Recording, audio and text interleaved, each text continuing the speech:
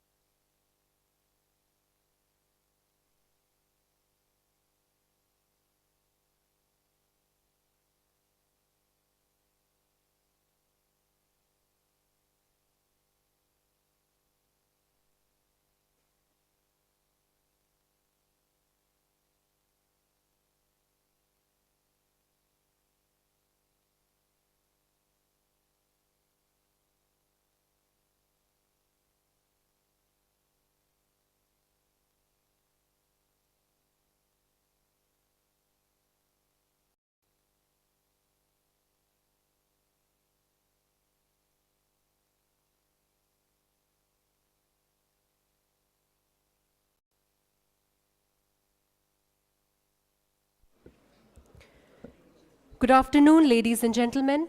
I welcome you all to the 5th session of AMAN Dialogue 2025. I wish to remind you to switch your phones to silent mode.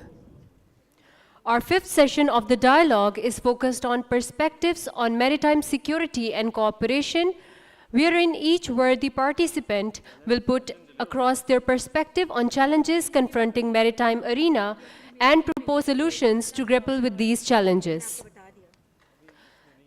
This session will be moderated by Associate Professor Dr. Salma Malik of Quaid-e-Azam University.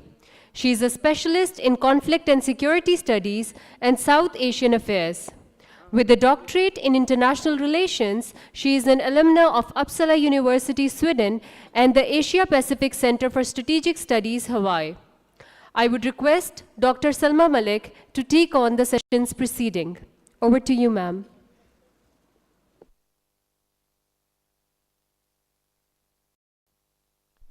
Thank you very much, madam, for the kind introduction. Assalamu alaikum, everyone. A very good afternoon to our friends. It's indeed a great honor and pleasure for me to be representing my institution, coming here in person, and to be invited by NEMA, Pakistan Navy, and distinguished and honorable guests who are part of this session today. Before we start with today's deliberations, there are a few minor disclaimers that I would like to share. Number one, of course, is the fact that this session is happening after lunch, so it provides you people with immense opportunities to snooze and catch up on your sleep. No worries, we have instructed all the photographers to take photographs and place them on the media, the platform, so we'll have a good collection of photos which we'll represent to you at the end of the conference. So please, when you sleep, put on good smiles and sleep well. On a serious note, the views represented in this particular forum and in this particular panel by our honorable panelists are primarily their own country perspectives, their own views, and we as the host organization immensely value and honor your opinions. However, if any country's sensitivities are at question, our due apologies in advance. Yet again, on part of NEMA as well as Pakistan Navy and the government of Pakistan, our request is that these are not primarily our views, but the views of individual country representatives. So bear with that. Also the fact that if there's any country whose sensitivities are at question, they are most honored and honorable for us, and we respect our gracious guests and their sensitivities as such. When we look at the naval perspectives and looking at the maritime security and the concerns that go with us, we have looked at several options, and the panels before us have looked at a plethora and a range of issues that concern not only maritime security, but marine security, the need for a dialogue, the need for an engagement, the need to have nomenclatures which are in sync with international practices. One part of a question that was up was the fact that there are certain nomenclatures which are desperately in need to be incorporated, yet because of different sensitivities of international organizations as well as international actors, we are not able to find the due legislations and the due recognition of those problems. However, given the growing range of threats to maritime security, such as piracy, the terrorism aspect, cyber attacks, emerging technologies, which are going to have a greater impact on the coming years, we would like, through this particular panel and our distinguished speakers who are part of this enterprise, try and examine how can international organizations such as the IMO, the UN, along with regional frameworks which have been very exhaustively brought up by our distinguished panelists before us, such as the ASEAN and the various dialogue fora that we have, better foster cooperation among nations to secure key maritime routes and ensure the peaceful use of seas. We have witnessed the success of regional maritime security frameworks, such as the Djibouti Code of Conduct and the IORA. Can the neighboring countries further strengthen cooperation to tackle local maritime security challenges? So the canvas is very wide as well as narrow, and how can we actually bring a cohesion in this wide gap and narrow it to a point that it is implementable and acceptable to all? Additionally, what role does building trust between nations play in effectively combating illegal activities at sea? Can we, through emerging technologies such as the AI, satellite surveillance, blockchain, shape maritime security, and what challenges and opportunities do they represent for enhancing maritime safety as well as enforcement? Cybersecurity maritime operations is an emerging and a very pressing issue that is coming up for the navies to tackle. As the maritime industry becomes more digitized, cybersecurity is an emerging massive concern. The integration of digital systems in shipping operations, port management, vessel navigation system makes them vulnerable to cyber attacks. Ensuring the cybersecurity of maritime infrastructure, protecting critical data, will be crucial for maintaining the integrity and security of global maritime operations. I can go on, the list is endless, but I'm pretty sure it's not me whom you're looking forward to listen to. We have a distinguished list of panelists whom we would like to engage and whom we would like to listen to. My first panelist is Rear Admiral Heber Zaman Sahab from Pakistan Navy. I would invite Heber Zaman Sahab to come and offer his views on maritime security perspective. Sir, the podium is yours. Without further ado, kindly join us and give your viewpoint. Thank you.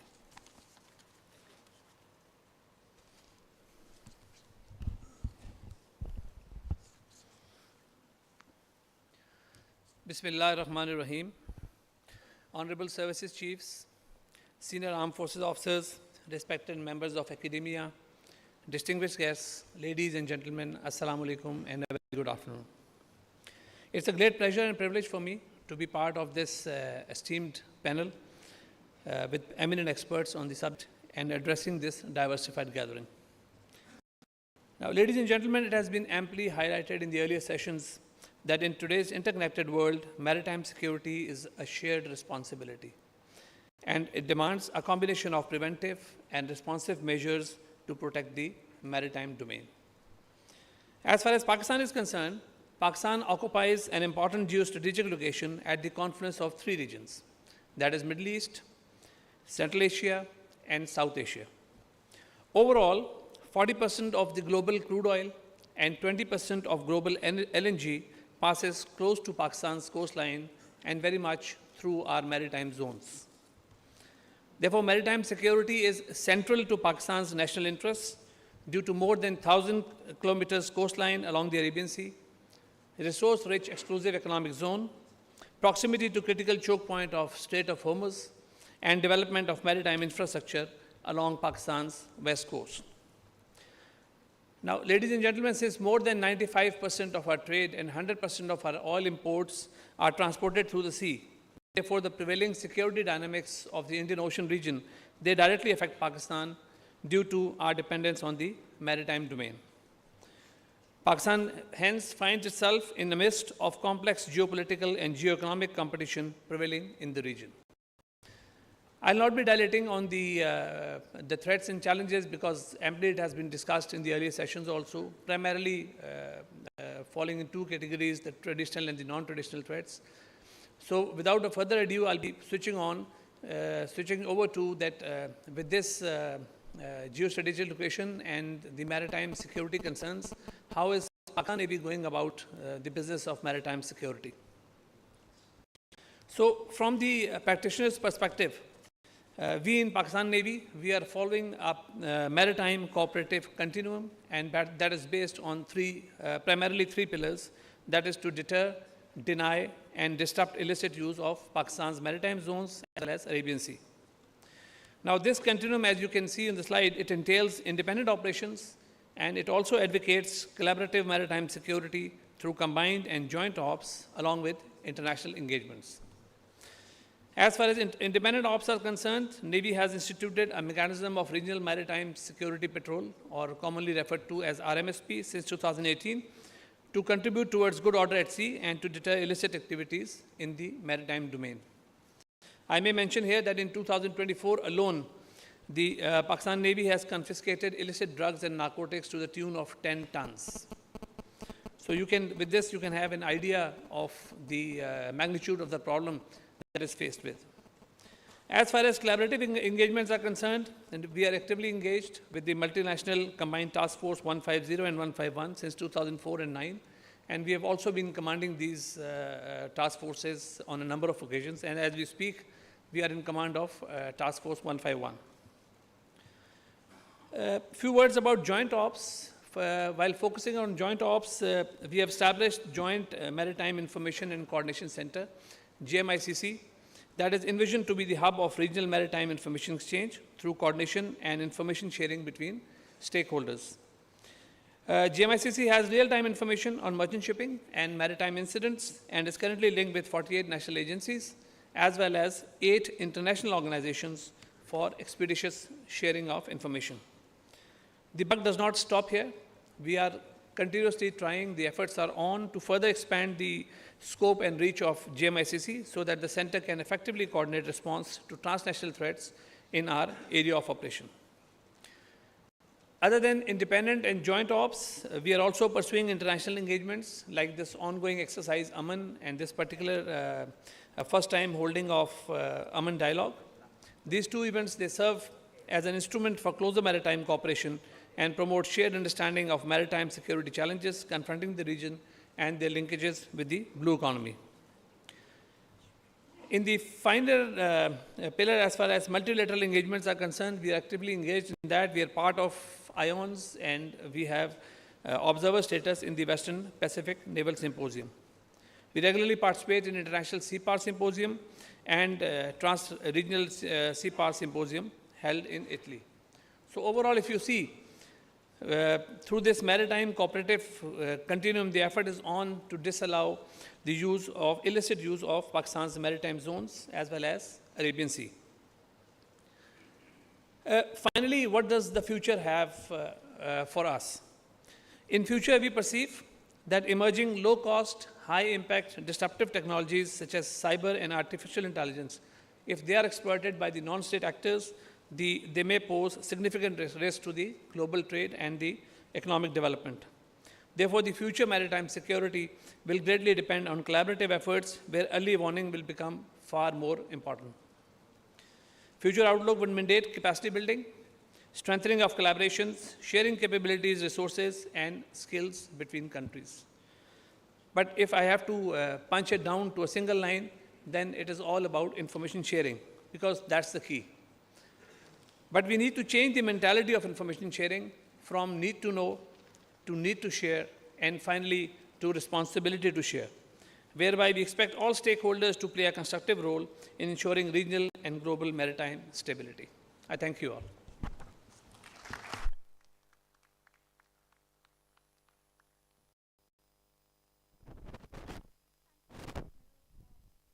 Thank you, Rear Admiral Heber Zaman Sab. My miss that I did not introduce you very properly. Heber Zaman Sab is a graduate of Britannia Royal Naval College, Dartmouth, UK, and he has been commissioned in the operations branch of Pakistan Navy in 1994.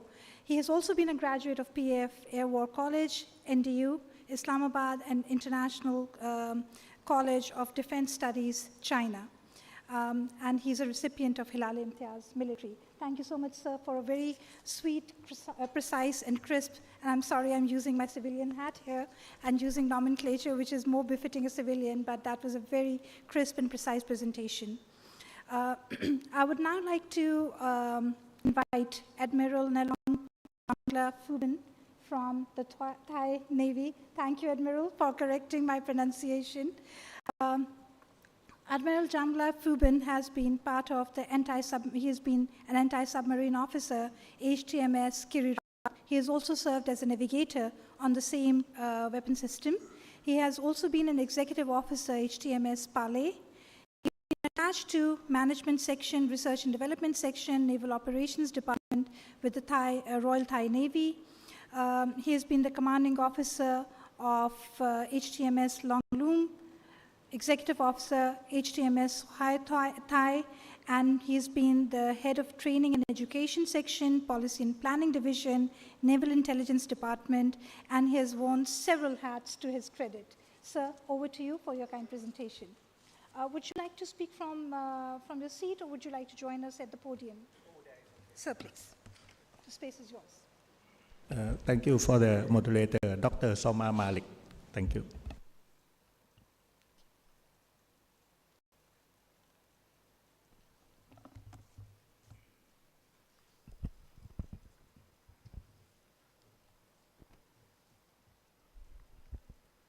First of all, I would like to thank you to Pakistan Navy Admiral Naveed Assad to invite Royal Thai Navy to join the AMAN 2025. I hope that this activity will be fruitful and successful for your country. My perspective about the maritime security. Maritime security, in my perspective, I think it's a very complexity issue or problem. If it's easy, we are not here today. We are here today to solve the problem in the sea.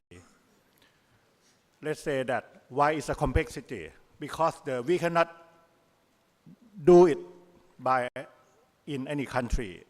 Even in the country, we still have to cooperate. So this problem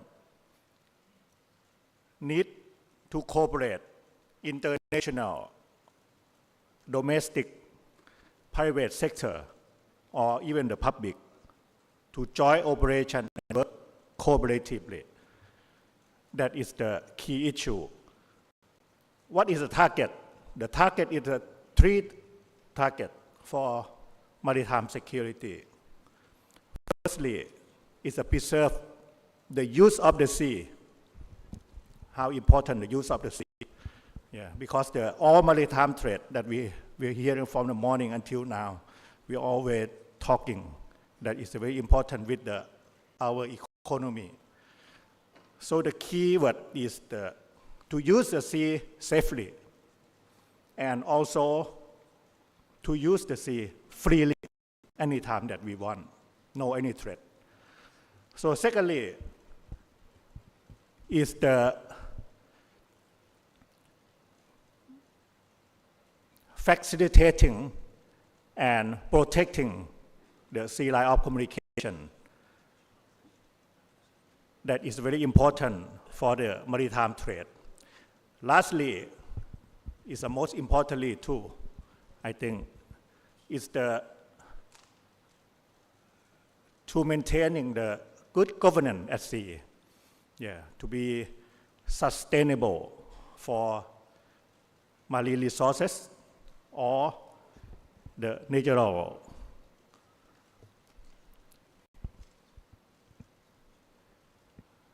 As I mentioned that because it's the complexity problem, so we need to cooperate between the inside the country or outside the country. Thailand, for example, our maritime trade, our economic, it depends on the maritime trade. Significantly rely on maritime trade. In fact, our national interest in the sea in each year, it costs more than 24 trillion baht. Mainly is maritime trade, fishery industry, and also marine tourism.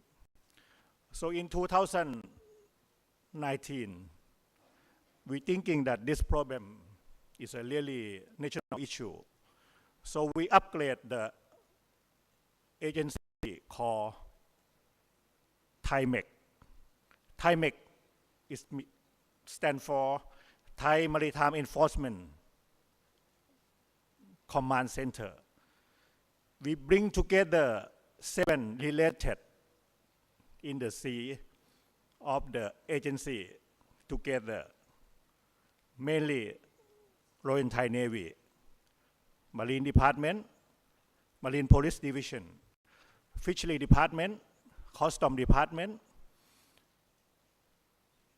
Department of Labor Protection and Welfare, and also Department of the Natural Resources and Environment. Yeah. Work together. Besides, we still have another more than 40 agencies to work cooperate indirectly. Yes. So as the problem is emerged very fast because of the interconnected for any country in this age, because of the globalization and advance of the technology. So we need that to address the problem. The key issue of the challenges problem in maritime illegal acts or every country almost the same, especially in Southeast Asia country, like my friend in the morning that he present piracy, robbery at sea, yeah, human trafficking, human smuggling, yeah, contraband or drug trafficking.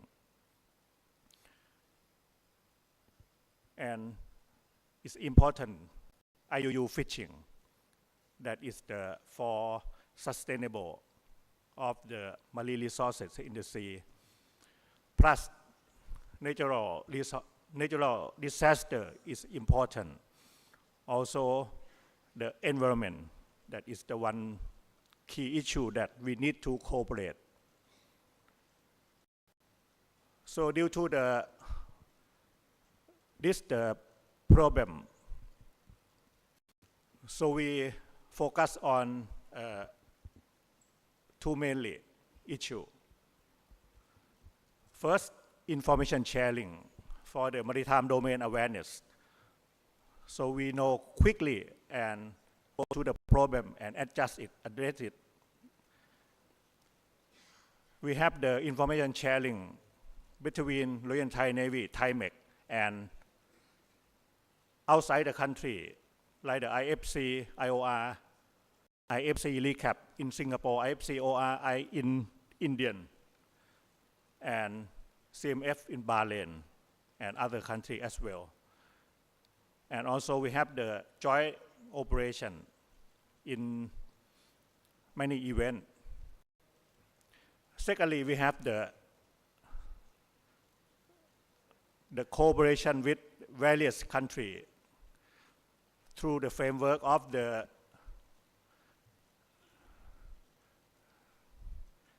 Defense Department or the framework of the Royal Thai Armed Forces and our own framework, Royal Thai Navy, to cooperate with many countries through meeting, seminar, training, to enhance the information sharing, to enhance the best practice for our Navy.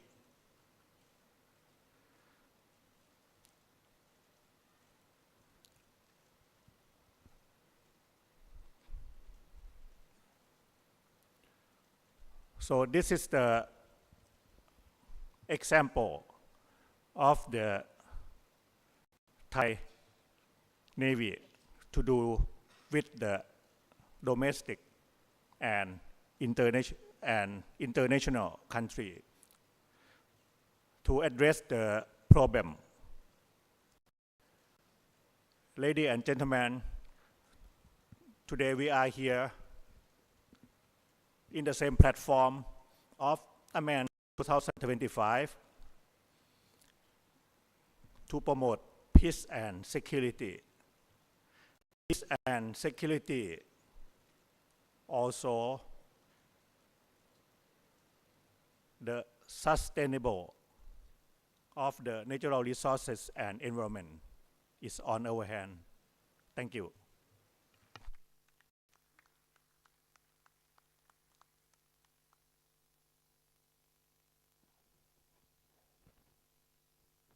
Thank you, Admiral, for your kind views.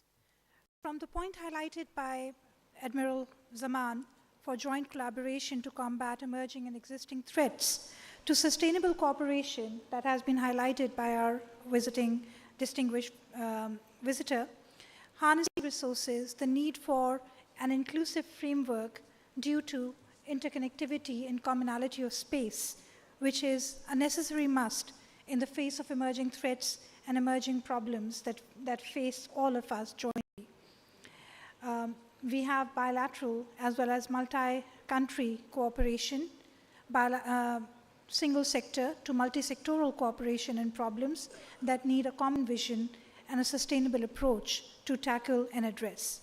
I would now like to invite my third speaker for the session, Commodore Salvador Leverpe from the Philippines Navy.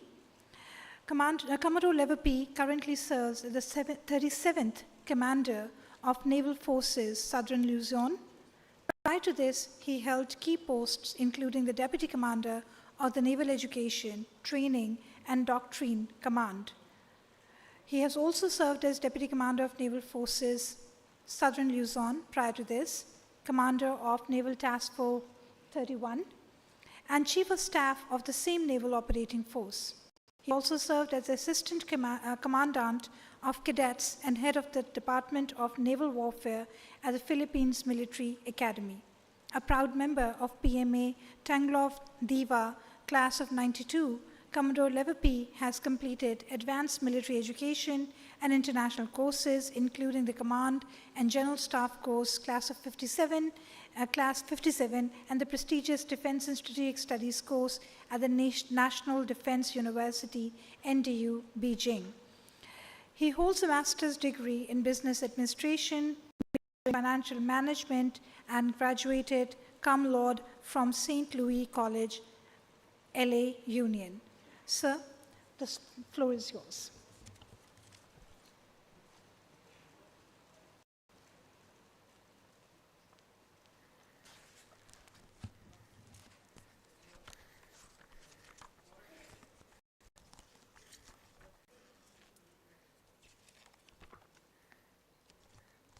Thank you very much, Dr. Salma Malik, for that very kind introduction. To Admiral Naveed Ashraf, the Chief of Pakistan Navy, Chief of Navies, and your staffs, Commandant of Coast Guard, distinguished guests, ladies and gentlemen, a pleasant day to all. Dopihar. First of all, on behalf of our Flag Officer in Command, Vice Admiral Jose Maria Ambrosio Espeleta, Philippine Navy, we thank Admiral Ashraf of the Pakistan Navy for your kind invitation to this engagement. This gathering underscores the continuous need for collaboration built on confidence-building measures such as this dialogue. Such efforts are crucial and contribute significantly to addressing the maritime security challenges we all face today. While maritime security issues vary in scope and intensity across the world, it is important to remember that challenges in enforcing maritime security and the threats related to the maritime domain are not just isolated concerns, but a global one. In the Philippines case, our geographic makeup of being maritime and archipelagic shapes realities that we cannot ignore. For instance, we are more vulnerable to threats present in our maritime landscape, such as overfishing, unregulated movement of illegal entities or items, oil spills, coral reef destruction, disastrous typhoons, and foreign incursion are common challenges on our end. But the fluid, boundless, and evolving nature of these maritime threats does not only affect us or other maritime littoral states. Such issues and challenges can go well beyond our borders. The existing maritime security challenges. As an example, Southeast Asia is on the front lines in terms of facing a myriad of intertwined and borderless maritime security challenges. These include piracy and armed robbery at sea, illegal, unreported, and unregulated fishing, marine pollution and environmental degradation, climate change, rising sea levels, smuggling and trafficking, and maritime terrorism, cybersecurity challenges, and disputes over maritime boundaries. Some of these challenges are even considered threat multipliers, which have already exacerbated existing ones. Meanwhile, there is no doubt that any instability in the vast waters of Southeast Asia, particularly in the South China Sea, has detrimental effects outside of the region. Disruption to sea lines of communications can harm economies from other parts of the world. Threats to this region's marine ecosystem could have significant consequences for global food security, and heightened tension can lead to undesired conflict that undermines regional peace and stability and can potentially cause a ripple effect across the globe. The South China Sea is currently facing significant threats to its freedom and openness as part of the global commons. Unlawful activities such as large-scale island reclamation and construction of outposts on disputed features, as well as the growing prevalence of coercive behavior in the region, have denied neighboring littoral states from accessing the offshore resources entitled to them. Furthermore, freedom of navigation and operations is at risk due to the potential restriction of the South China Sea as a strategic sea line communication following the militarization of these outposts.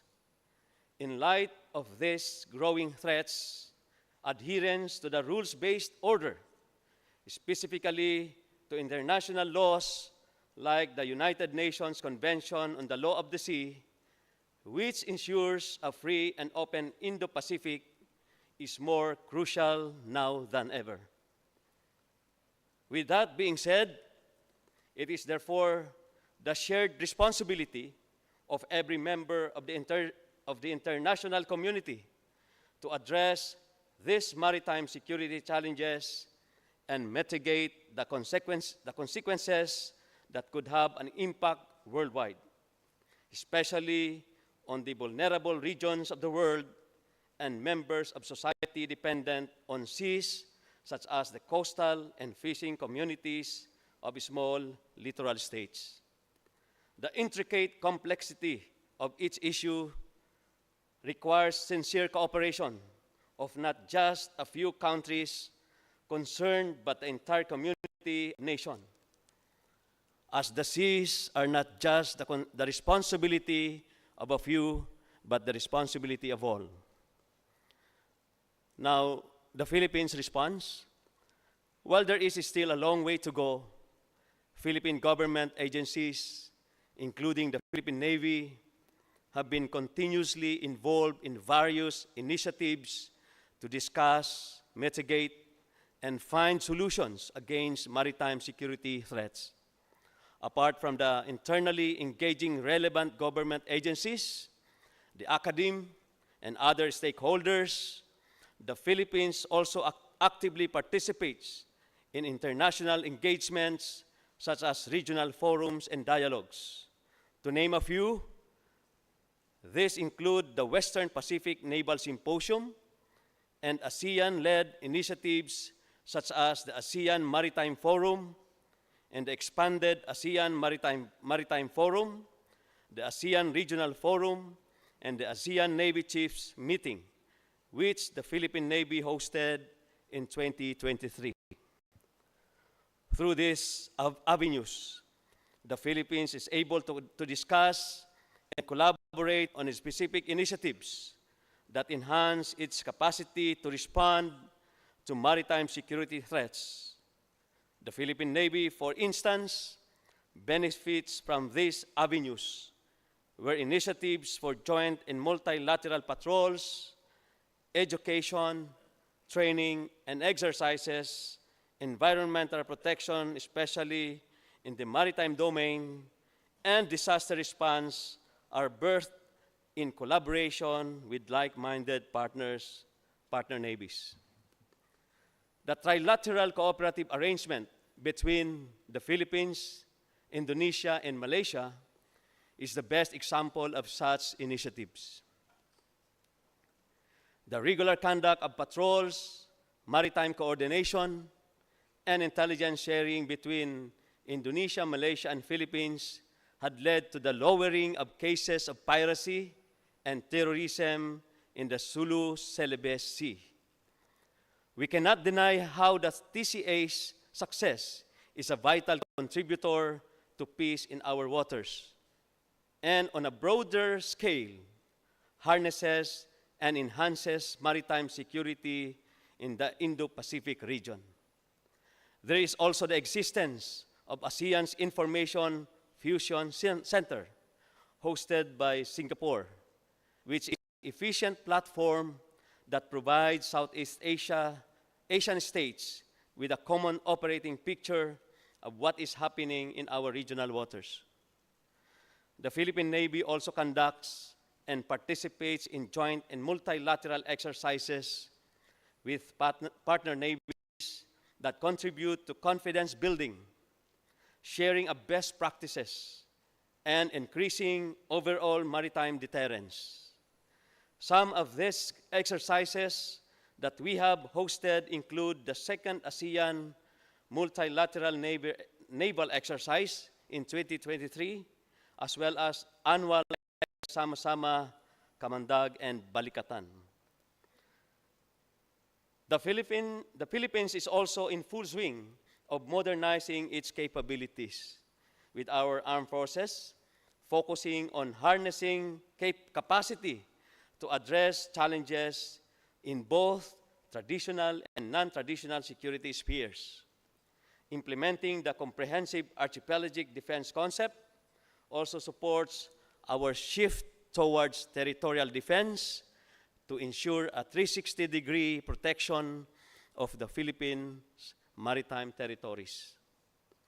Meanwhile, the Philippine Navy's constabulary role also enables it to support enforcing maritime regulations through patrols, inspections, and interdiction operations to combat illegal activities at sea and aid in disaster response in crisis. In terms of collaboration, the Philippine government also utilizes public-private partnerships as a support to efficiently respond to issues present in the maritime domain. For several years, public-private partnerships have been beneficial for the country, especially in upgrading maritime infrastructure systems such as port modernization and developing several airports projects. Private fishing companies have also been found effective in augmenting efforts in maritime domain awareness, particularly in understanding what is going on in waters. This is also the reason why support for coastal communities through enforcement training and education campaigns are also important. Lastly, the Philippines has also recently passed two legislations that are vital to strengthening our maritime domain. One is the Maritime Zone Act, and the other one is the Archipelagic Sea Lanes Law. This will allow the Philippines to finally determine its maritime zones and enforce the law in accordance with United Nations Convention on Law of the Sea, or UNCLOS. That being said, maritime security is still the obligation of all, and therefore, building a network of partnerships is a central part of strengthening the resilience of our maritime domains. In line with this, the Philippines is continuously building and strengthening its partnership with different nations to address shared challenges. Call for action securing the future together. Despite progress made in terms of responding to the growing complexity of maritime security, these challenges remain to be in the periphery of discourse on global issues. It is therefore important to recognize its urgency given how ensuring maritime security is paramount to our overall stability. A call for action is needed to secure our shared future. Due to the intricate and broad nature of challenges under maritime security, collectively working together is crucial.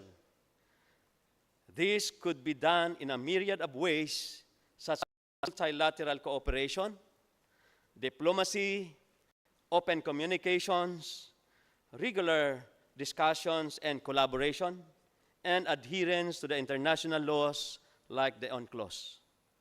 More importantly, we have to keep in mind that we as navies of our countries have a huge role to play in assuring maritime security.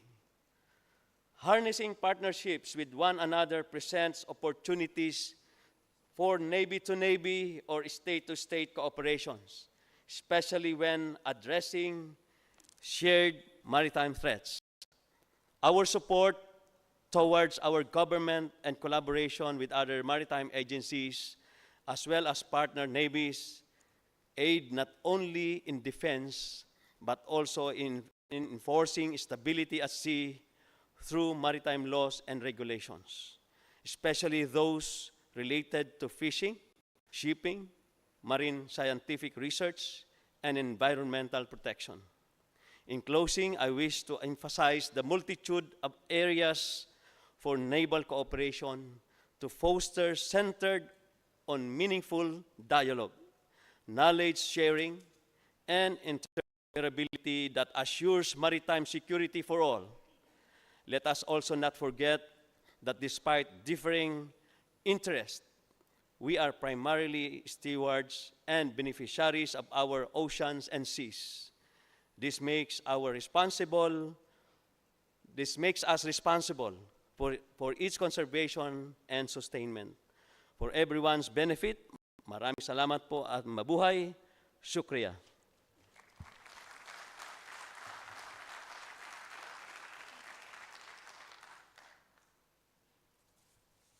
Thank you so much, Commodore.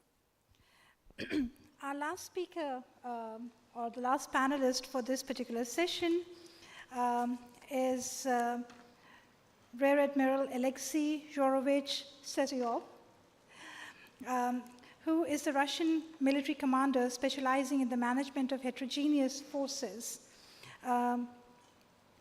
Admiral Sesyov's appointment in 2024 as the commander of Prosperous Flotilla of the Pacific Fleet's diverse forces holds his responsibilities for coordination of surface, submarine, and shore-based units in the waters of Asia-Pacific region. Admiral's special achievements include the program of modernization of the underwater boats communication system increased latency and effectiveness of diversity.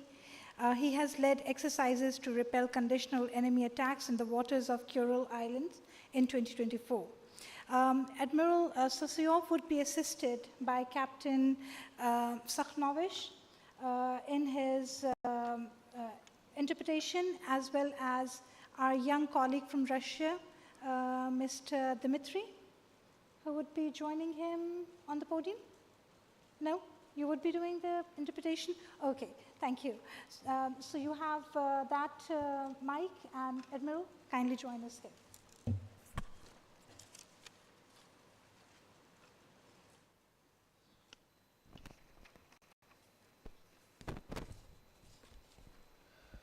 Assalamu alaikum, Pakistan Zindabad.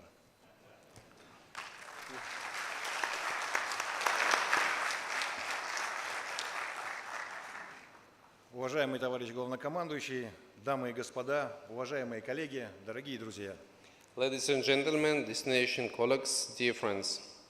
В первую очередь хочу выразить слова благодарности руководству Исламской Республики Пакистан за оказанную честь присутствовать на многонациональном учении АМАН-2025.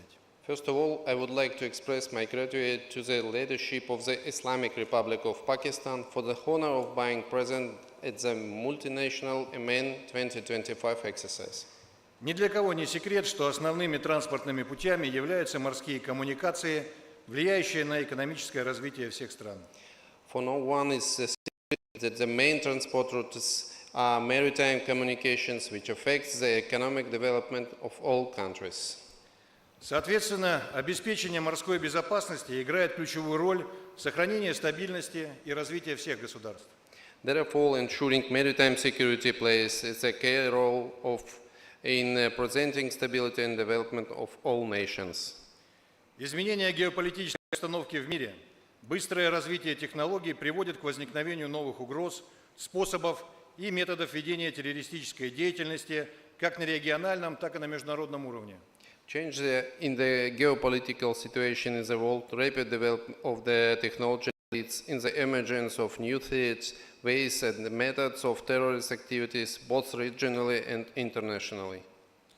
История развития человечества свидетельствует о том, что наиболее эффективно противостоять всем новым вызовам возможно только совместными усилиями на основе взаимного уважения к традициям и суверенитету друг друга. The history of human development shows that the most effective way to confront all new challenges is through joint effects based on mutual respect for each other's traditions and sovereignty. Исламская Республика Пакистан прилагает значительные усилия в построении системы международной безопасности на море. The Islamic Republic of Pakistan is making considerable efforts to build a system of international maritime security. Российская Федерация благодарна Исламской Республике Пакистан за проводимую работу, считает ее очень важной и полностью поддерживает. The Russian Federation is grateful to the Islamic Republic of Pakistan for its work, considered it's very important and fully supported. Девиз международного учения АМАН-2025 «Вместе ради мира» полностью отражает путь, по которому должно двигаться человечество. The motto of the AMAN 2025 international exercise Together for Peace fully reflects the path that humanity must follow. Дружеское отношение, гостеприимство и уважение ко всем участникам учения подчеркивает значимость этого мероприятия. The friendly attitude, hospitality and respect for all participants in the exercise underground the significance of this event. В целях построения системы международной морской безопасности считаем необходимым создание международной комплексной рабочей группы по мониторингу текущих и будущих угроз безопасности, выработке практических рекомендаций по их нейтрализации и устранению. In order to build a system of international maritime security, we considered that it's necessary to establish an international integrated working group to monitor current and future threats to security and to develop practical recommendations to their neutralization and elimination. По нашему мнению, задачей рабочей группы на первом этапе будет являться создание единой системы обмена информацией. In our opinion, the objective of the working group at the first stage will be created to identify the information exchange system. На следующем этапе предлагается создать постоянно действующую группу по аккумулированию всей входящей информации, а также выработке решения по ликвидации кризисных ситуаций и организации дежурства международного контингента в наиболее нестабильных районах Мирового океана. At the next stage, it's proposed to create a constantly operation group to accumulate all incoming information and develop solutions for eliminating of crisis situation and also organize duty to the international contingent in the most established areas on the world ocean. На завершающем этапе необходимо предоставить полномочия рабочей группе по применению межнациональных сил, находящихся в районе кризисной ситуации, с учетом всех международно-правовых документов и норм.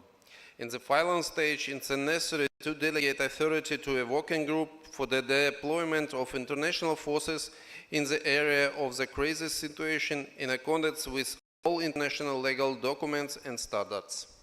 Дорогие друзья, у нас есть исторический шанс превратить Индийский океан из зоны рисков в пространство сотрудничества.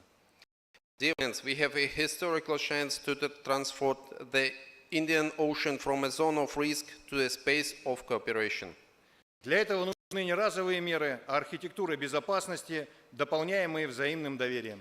This requires not occasional measures, but a security architecture achieved by a mutual trust. Оман килия кате. Бохот шукре.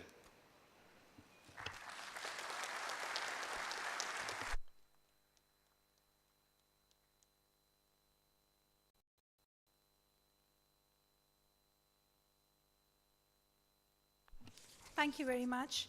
Our last two speakers highlighted the importance of joint cooperation in terms of knowledge sharing, research and development, looking at concerns which are no longer isolated, such as the rising sea levels, cybersecurity challenges, pollution, the need to build resilient systems that can address these problems and many more that face all the countries in the Indian Ocean together. And there's a need to revisit and review key maritime legislations that are sensitive and incorporate legislations which are sensitive to the concerns of different countries. With an inclusive approach, the Indian Ocean, as our last speaker highlighted, may turn from a zone of arms racing into a space for cooperation and a space of cooperation. The need, ladies and gentlemen, is for mutual trust building and mutual cooperation, and also respecting each other's space to look at the changing geopolitical dynamics and the transformations which are rapidly taking place in our area of interest. With that, we have some time for a Q&A, and I would request our honorable audience, in case they are done with their siesta, they can open the questions. And our photographers have taken some excellent photographs. Thank you. Sir, please.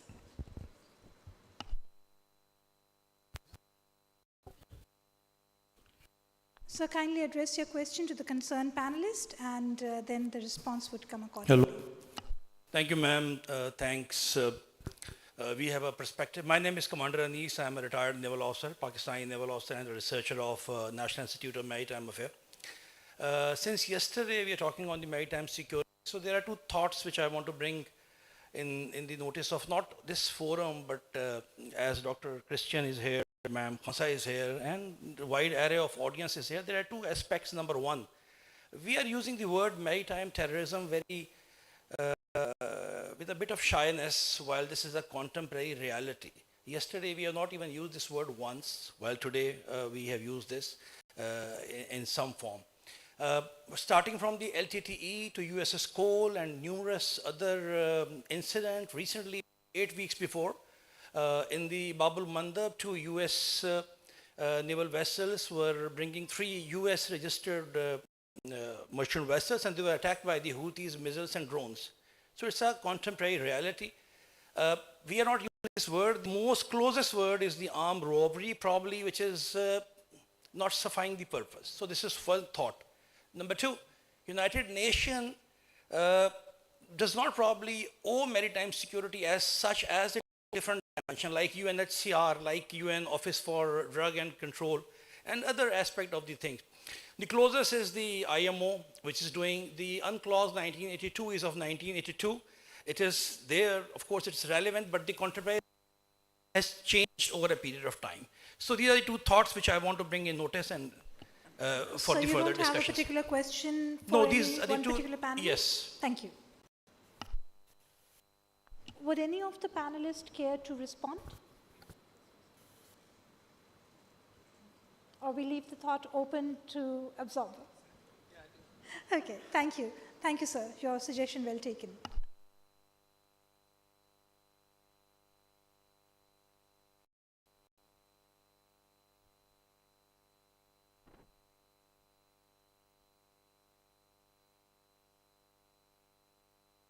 You're out of questions?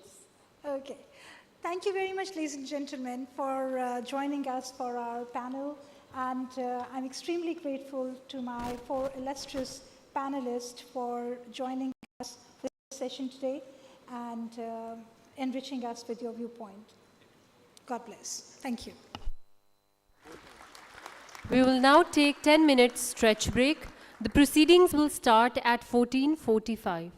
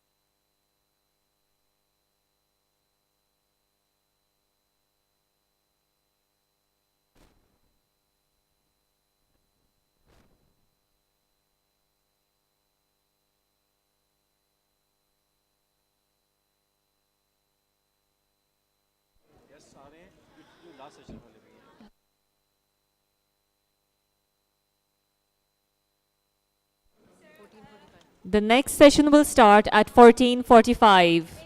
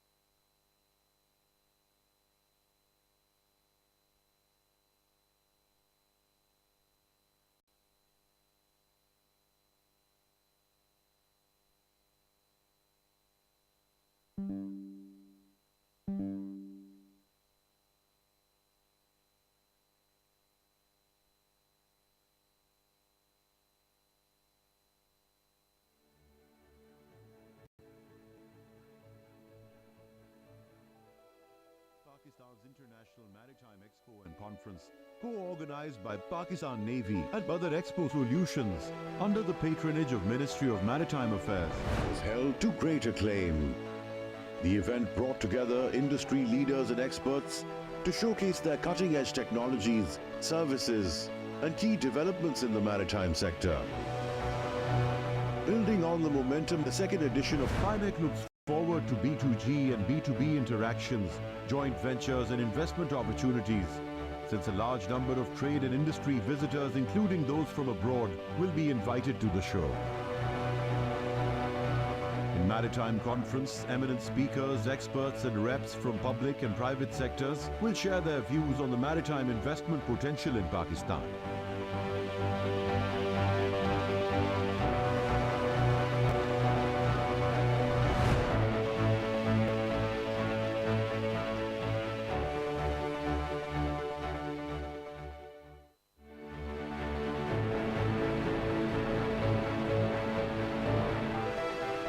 Pakistan's International Maritime Expo and Conference, co-organized by Pakistan Navy and other Expo Solutions under the patronage of Ministry of Maritime Affairs, was held to great acclaim. The event brought together industry leaders and experts to showcase their cutting-edge technologies, services, and key developments in the maritime sector. Building on the momentum, the second edition of PIMEC looks forward to B2G and B2B interactions, joint ventures and investment opportunities, since a large number of trade and industry visitors, including those from abroad, will be invited to the show. In Maritime Conference, eminent speakers, experts and reps from public and private sectors will share their views on the maritime investment potential in Pakistan.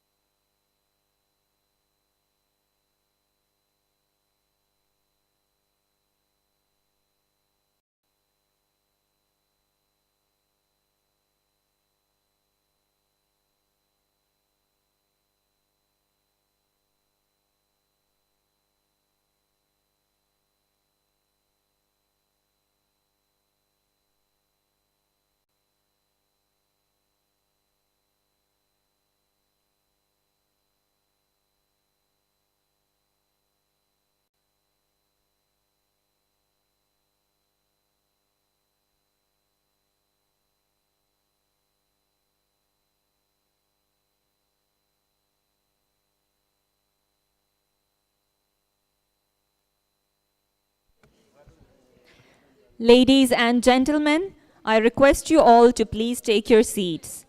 The session will begin shortly.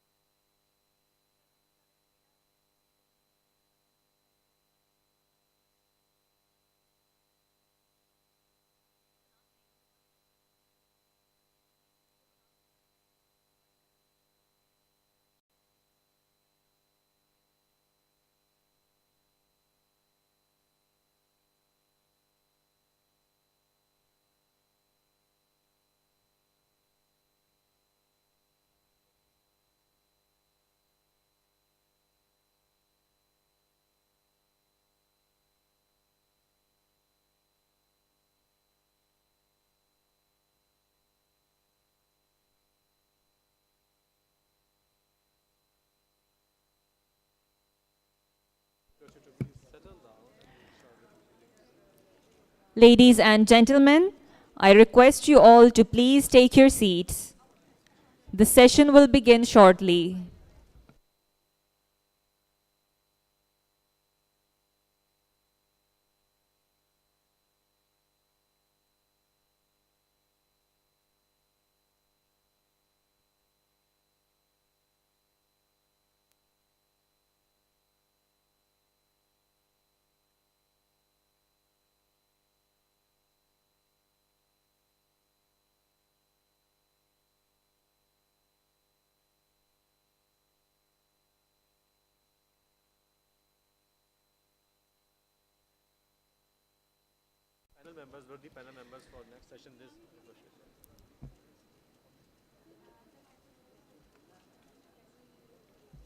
I request all the worthy panel members to take their seats on the stage.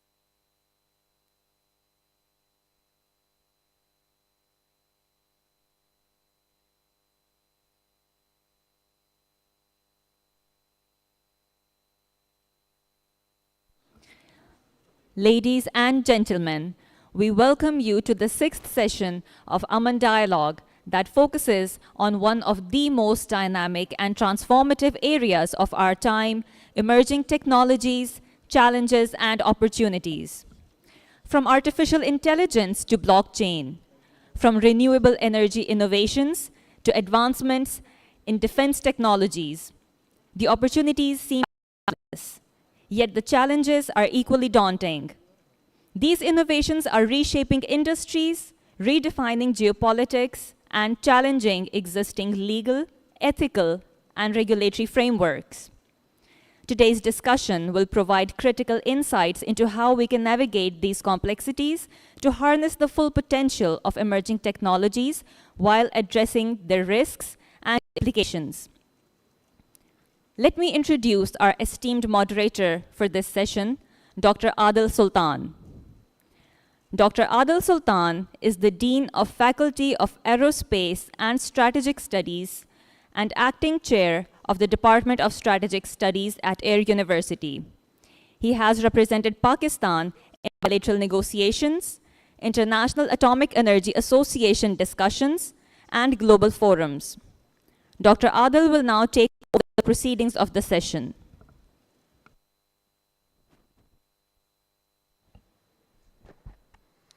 Thank you very much.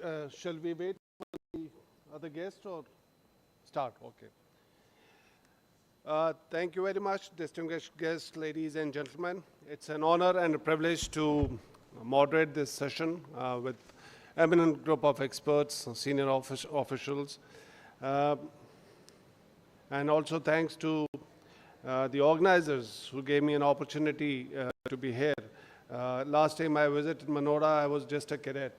It was 85, 86. Now it's been a long time, and we are talking about emerging technologies now. I also commend the organizers of the AMAN Dialogue, because more than 50 countries, around 50 countries, reps sitting over here, and taking this initiative that beyond military drills, we must indulge ourselves into intellectual debates. So this becomes more important, especially in an era where the uncertainties are increasing because of these new technologies. Yesterday I was in Istanbul your country, beautiful country, and we were having this track 2 dialogue on emerging technologies. The outcome, the one major outcome of that dialogue was we don't know enough about these technologies, how these are going to impact our day-to-day behavior, whether it will bring revolution in military affairs, or will it bring revolution in human affairs? We keep talking, because this is a buzzword, the emerging and disruptive technologies, but my sense is we need to learn more, and I'm sure after today's discussion we would be on this subject. Once we talk about emerging and disruptive technologies, there's a long list, everything under the sun people tend to bring in and try to understand its impact on military affairs or warfare or the future. I think the 3 or 4 fascinating technologies that are likely to have significant impact on the future of warfare is artificial intelligence, everybody is talking about, and I'm sure we will talk more in this session, the cyber and quantum technologies. Once we talk about artificial intelligence, since I am a former Air Force pilot, these concepts about collaborative combat aircraft, AI-equipped drones, how it may or may not replace humans, likewise artificial integrated undersea drones, whether it would replace the future submarines or not. So these are questions that are being debated, and I think there's more that we need to understand about these issues. One of the fascinating issues about quantum technology, or almost all these technologies, is that we are working on hypotheses because we don't know much how these technologies are going to transform future warfare. So there are perceptions about these technologies, and it could be anywhere going to robotic warfare in the future or just staying conventional. I think truth is going to be somewhere in between, and that's why where we need to find our place. Emerging technologies are also one of the significant impact of these technologies is that it is going to reduce the decision-making time for future military commanders. As we say, OODA loop. So if that decision-making time is compressed, are we moving towards wars? That's another concept where humans would be totally absent. Again, I think that's to an extreme that we are looking at. To understand all these issues and legal and ethical issues, we have this wonderful panel. I'll briefly introduce each one of them and request them to speak for 10 minutes. And hopefully, we will have a lively question-answer session towards the end. First speaker is Vice Admiral George M. Wyckoff, Commander CMF. Admiral Wyckoff is a native of New Brunswick, New Jersey. He is a graduate of University of America. He was commissioned through the George Washington University NROTC program and earned a master's from the University of Arkansas. Admiral Wyckoff has served in several fighter squadrons, something that we share, sir. And I'll be happy to listen to your remarks about how AI is shaping the future of air warfare, although this is a maritime domain seminar. So, his command assignments include Strike Fighter Squadron, Carrier Air Wing, and Carrier Strike Group. Admiral Wyckoff's shore assignments include the Naval Strike and Air Warfare Center as Top Gun Training Officer, Naval Personnel Command as Placement Officer for the Tomcat and Super Hornet communities, Joint Staff as an Action Officer and Operations Staff as Air Warfare Special Programs Requirement Officers, the Combined Air and Space Operations Center as Battle Director in Qatar, U.S. Naval Forces Central Command as Chief of Staff and Maritime Operations Center Director in Bahrain, Executive Assistant Director for Global Integration and Current Operations and Vice Director Joint Staff. He will be speaking on the topic of use of emerging technologies for maritime security. Sir.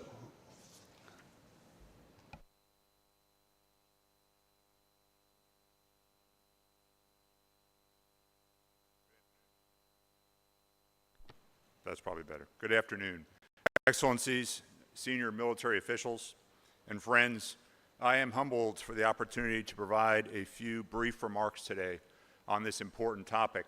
I'm also mindful that I am surrounded by a panel of probably engineering and scientific experts. I'm an operational user, so I will speak today more in the terms of what I need the unmanned technology to do as we advance our battle space. I first want to thank the Islamic Republic of Pakistan Navy for graciously inviting me to participate in this very important conference. Pakistan has been a fierce advocate for maritime security and stability. As a member of the largest maritime coalition in the world, the 46-member Combined Maritime Forces, Pakistan currently leads Combined Task Force 151, who is responsible for detecting and countering piracy within the Middle East region. And just last month, Pakistan wrapped up a highly successful mission in command of Task Force 150, ensuring maritime security in the Northern Arabian Sea and the Indian Ocean. No nation has led more CMF task forces than Pakistan's 25 commands, underscoring their resolute commitment to the region's maritime security. Commodore Aldous, we do that? Commodore Aldous, during my deputy, who spoke in the first panel today, and I, and the entire CMF team, express our genuine and gracious our gratitude for your support. Amr Asha, thanks to you for your friendship, and congratulations to your entire Navy team for staging this world-class exercise and forum. The number of nations here today and the diverse nations we represent is a testament to the importance of the global maritime commons. Commons we strive to operate together for peace. Protecting maritime shipping and freedom of navigation, these are part of the broader maritime strategy the United States and other responsible global powers execute daily in this region. With thousands of kilometers of coastline and 3 critical choke points, the regional maritime environment is vulnerable to destabilizing behavior from those who seek to challenge international rules-based order that enabled prosperity for nearly a century. And that prosperity is held at risk in the southern Red Sea and the Gulf of Aden. 15% of global commerce, 30% of global container traffic flowed through the Bab al-Mandeb prior to October of 2023.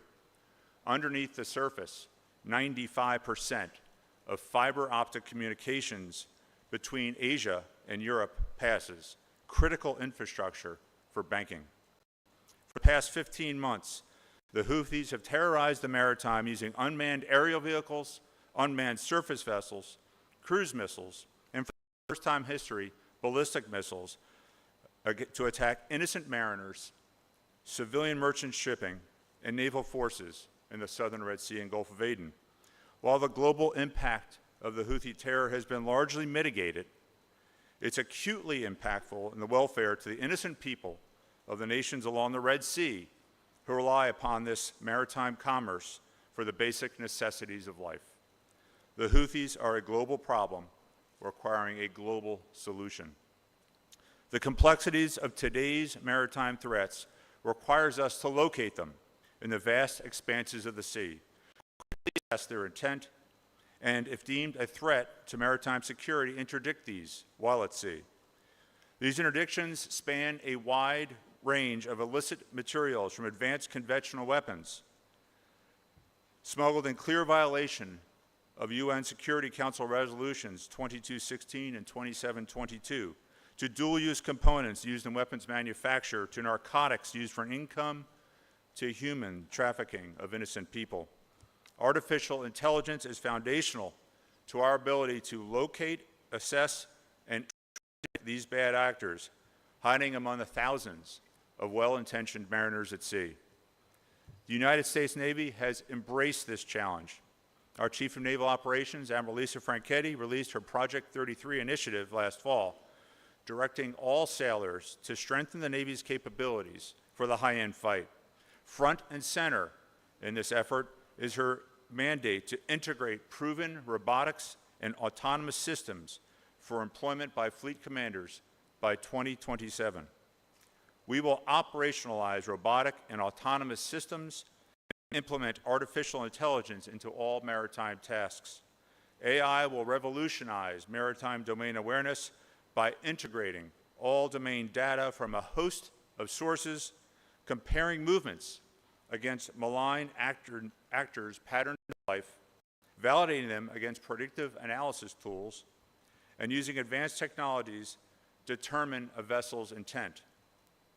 The U.S. possesses powerful collection sensors, which are only optimized if we can discriminate the important data at the speed of relevance. AI unleashes our ability to rapidly assess terabytes of data, compare it against existing models, analyze patterns, and identify abnormalities, enabling us to accelerate our decision-making process in support of maritime security. By integrating all domain unmanned sensors from our joint, allied, and coalition teammates, we network together a broader maritime picture, quickly detecting challenges, assessing with integrated AI, and acting. By placing unmanned sensors in strategically important areas of the world, we quickly close situational awareness gaps. Networking manned and unmanned in a hybrid model optimizes the use of our expensive warships at sea.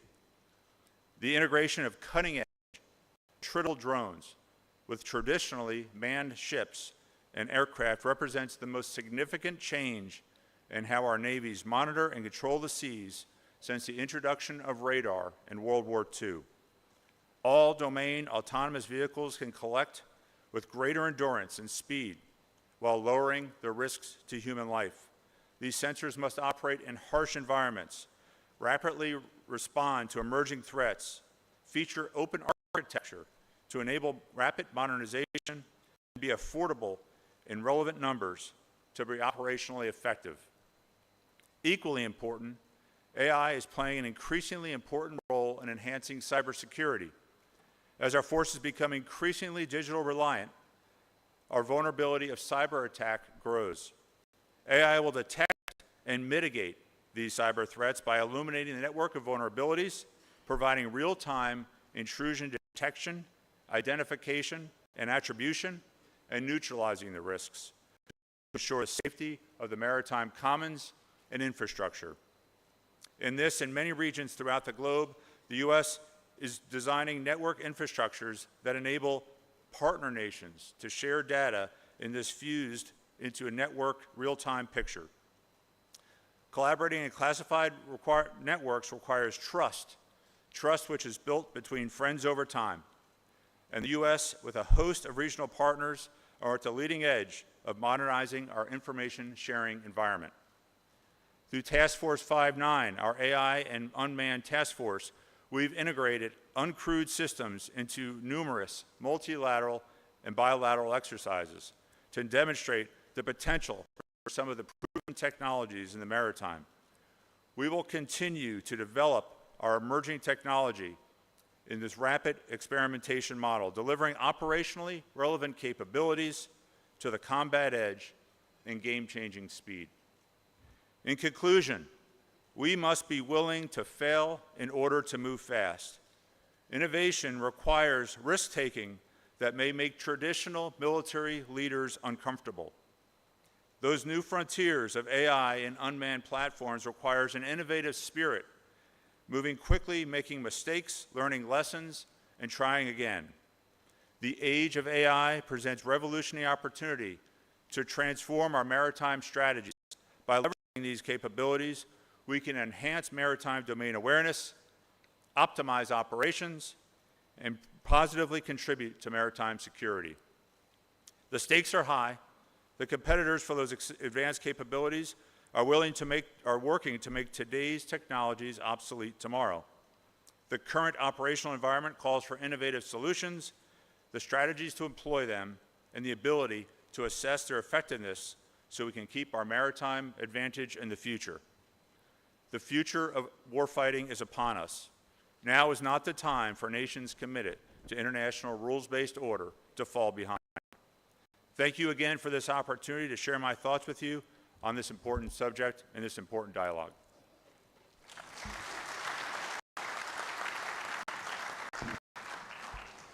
Thank you, Admiral. I'm sure there would be at least some questions about the increasing use of AI in military or maritime operations.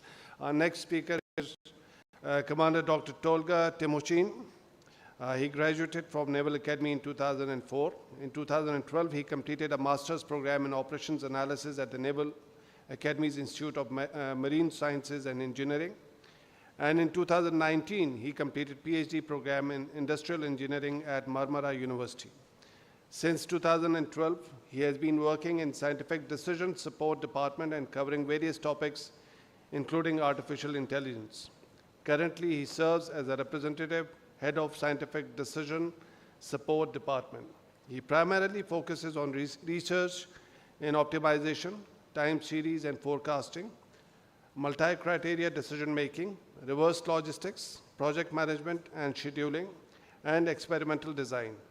He has published articles in international journals and conferences, and he'll be speaking on, his topic is AI in naval operations, benefits, challenges, and potential risks. Come on over.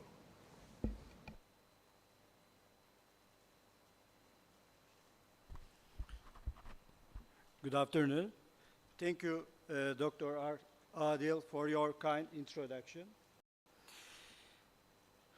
Honorable Chiefs of Navies, Commanders of Coast Guards, ladies and gentlemen, it's an honor and privilege to be here in Pakistan Navy. Thank you for inviting me.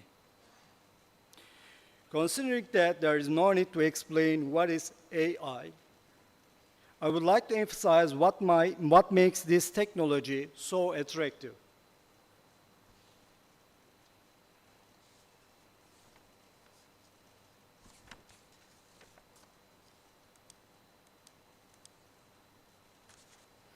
Let's examine two different events. On May 17, 1987, when the Iran and Iraq war took place, a frigate was damaged by two Exocet missiles fired from the Iraqi aircraft. Due to wrong decisions, lack of training, and delays in countermeasures, many crew members were died or injured. Considering that the Exocet missile used during the attack has a subsonic speed, and today's missiles can reach hypersonic speeds of 5 to 10 Mach, it's vital to make quick decisions, especially in the warfare environment. Another event that shows the importance of making the right decision is the downing of the Iranian Airlines passenger plane on 3rd of July, 1988 by a warship after it was evaluated as an Iranian war aircraft. As seen in both of these examples, the importance of AI will be related to how we use it to make faster and more accurate decisions.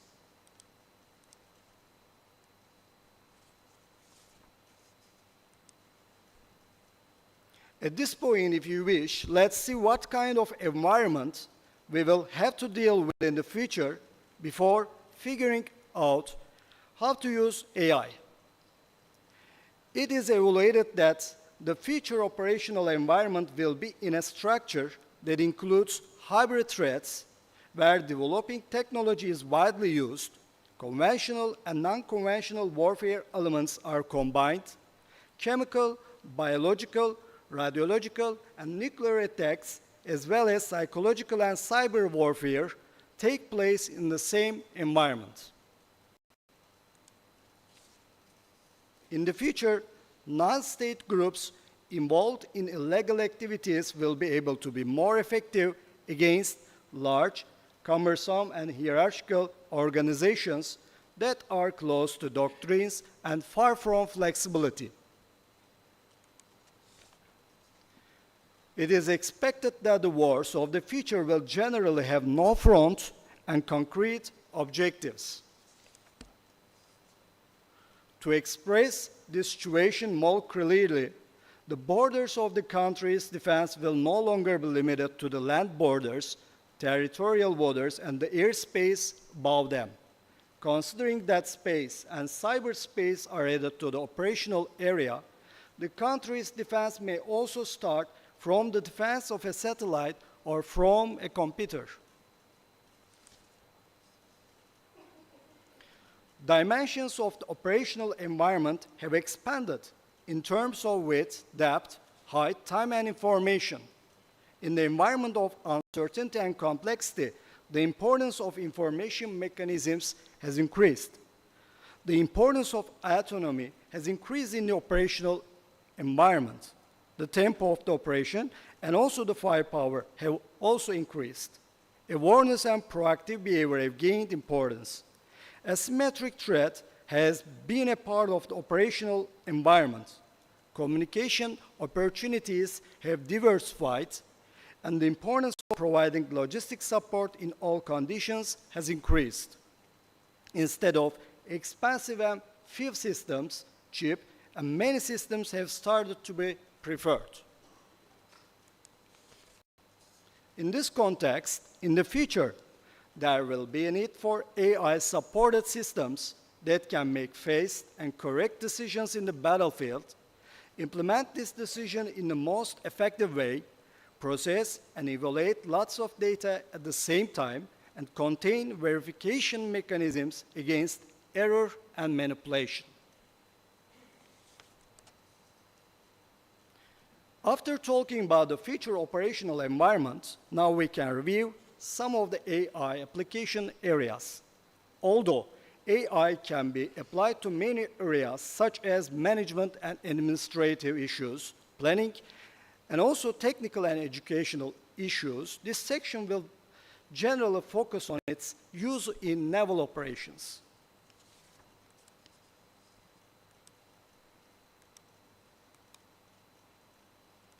Next. Okay. With the increasing use of artificial intelligence, classical defense measures are insufficient against new threats that attack in swarms, are difficult to detect, are smart, and have high surprise effect. Thus, it's evaluated that to have AI-based decision support capability that is faster and more accurate, especially in ensuring the security of critical facilities and platforms, allows our navies to maneuver so as to provide tactical superiority during the operation.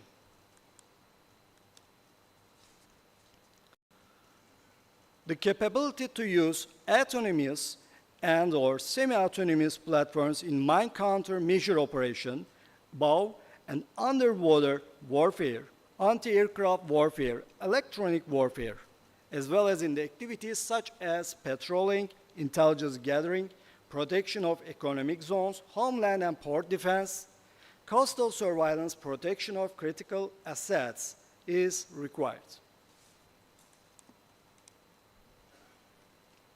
In the field of crisis response and humanitarian aid, AI technology, social media opportunities, and autonomous vehicle capabilities should be combined to reveal the required picture and increase the command and control capabilities of Disaster Operations Center. In this way, an effective crisis response infrastructure will be created. In the field of intelligence, based on the navigation profiles of military and commercial platforms, it will be possible to determine the periodic operation patterns in the areas of interest, to predict the possible behavior of the opposing force, and to implement plans that will ensure deterrence or gaining superiority. At just this point, I would like to emphasize that protecting critical underwater infrastructures, which are becoming focus of all countries due to their vitality, to determine unusual patterns around them will become an AI task. Also, to protect our units, facilities and personnel from terrorist attacks, it is evaluated that an effective warning system can be created.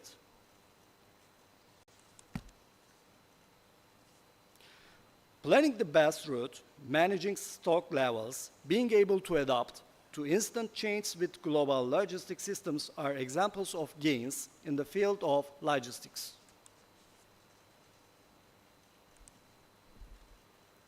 Internet of Things technology will be used to ensure communication between autonomous systems that are jointly assigned in a multi-thread environment. And AI will be used in the process of protection against cyber attacks. Since the successful realization of these capabilities depends on the very strong real-time data processing capability, a new AI-oriented communication electronic information systems infrastructure with high processing power and data storage capacity should be established. Up to this part, the importance of AI technology has been discussed like it's a miracle. However, the use of AI in military context presents both opportunities and significant risks. While the benefits such as faster decision-making, strategic superiority, strategic data analysis, and decision support capability are clear, it also brings some problematic issues such as ethical concerns, unchecked power, cybersecurity risks, and arms race. Therefore, international regulations and ethical standards must be established to ensure that the use of AI technology in military applications is carefully monitored and controlled. So, what we do on the AI subject in Turkish Navy? Some examples. In the Turkish Navy, the activities in the field of AI continue under the AI Center Establishment Business Plan. Within the scope of this plan, which includes project, personnel, infrastructure, and data processes, the AI Center to be established aims to ensure communication between stakeholders, to plan and coordinate AI projects, and finally to provide the environment for studies. In this regard, the activities are currently ongoing. Another project, the last but not the least, is the use of AI in the operational field entitled Project for Determining Operational Life Cycles of Friendly, Other Military and Civilian Elements. The aim of this project, whose requirements are currently being determined, is to extract meaningful information and predictions from contact data obtained by friendly naval elements.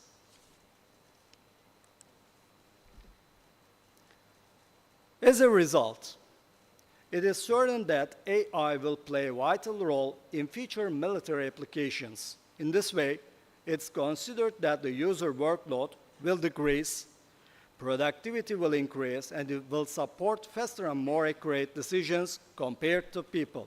Therefore, we must acquire the ability to develop our own AI systems as soon as possible. However, one should be wary of the lure of this technology. As with any technology, integrating our current system with this technology without taking the necessary precautions can have fatal consequences. In this context, the identification of operational requirements for the medium and long-term future and the development of capabilities and capacities should be continued to emphasize not only conventional capabilities, but also efforts related to emerging technologies such as AI, autonomy, and data analysis. In terms of interoperability, joint activities should be carried out with allies in exercises, and training and personnel exchanges should be evaluated. The development of concepts for AI-integrated naval operations should continue. And finally, participation in allied, multinational or national exercises where autonomy and unmanned systems are tested should be maintained and followed upon. Here my presentation is over. Thank you for listening me.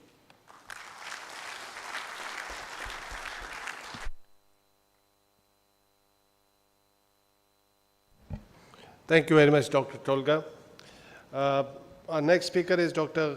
Khansa Lagdami. Dr. Khansa Lagdami joined the World Maritime University in 2015 and is currently the ITF Seafarers Trust Associate Professor in Maritime Labor Law and Policy at World Maritime University. Dr. Lagdami is also the academic coordinator of the Maritime Welfare Program at WMU, which is a World Maritime University. She is a professional development programmer that delivers a comprehensive overview of topics, issues related to seafarers' welfare, bringing together world-leading experts on seafarer rights, maritime regulations, and welfare issues. Dr. Lagdami is also a lead member of the Future of Work program. Dr. Lagdami's strength lies in maritime labor law, human rights at sea, maritime security, and the future of work in the maritime sector. Her research and academic interest involve project creation, project management, as well as capacity building and training, especially for developing countries. Dr. Lagdami had the opportunity to teach international public law, the law of the sea, and the maritime law at the Faculty of Law of the University of Nantes in France. She earned her doctorate in marine law from the University of Nantes in France. Her multidisciplinary profile includes an MSc in Maritime Affairs Management, an LLM in International Comparative Law from the University of Perpignan in France. Pardon me for my pronunciation, you can correct it. She'll be speaking on the topic command challenges in the era of digitalization. Please.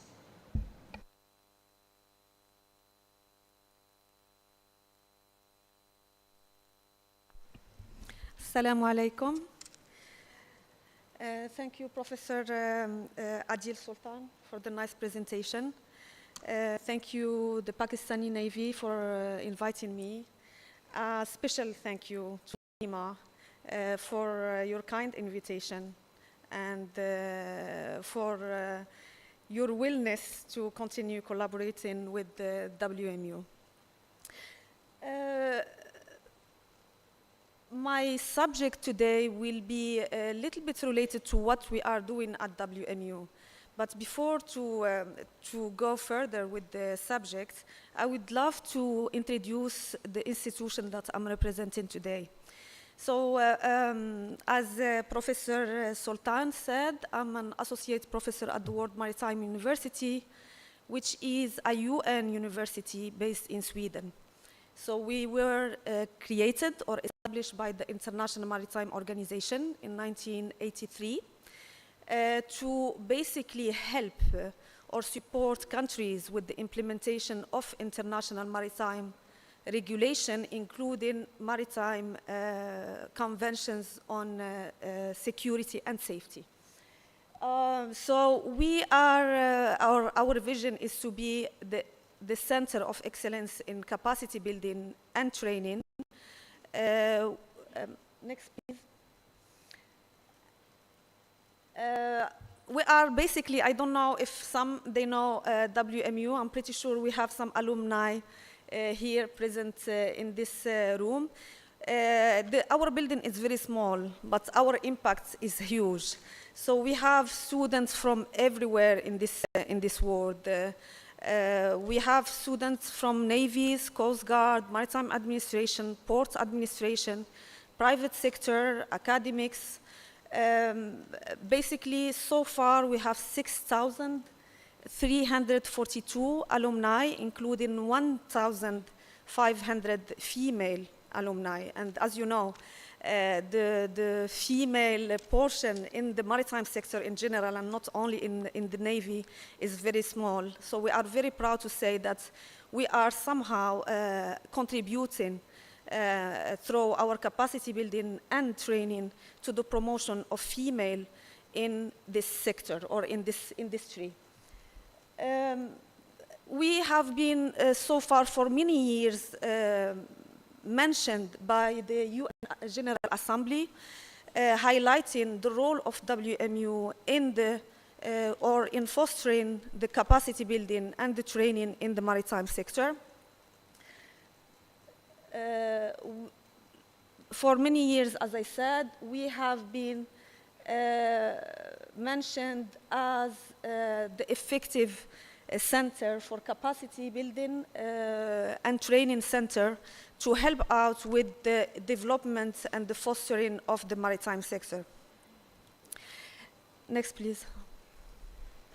So just as a last slide about WMU, we have several master degrees.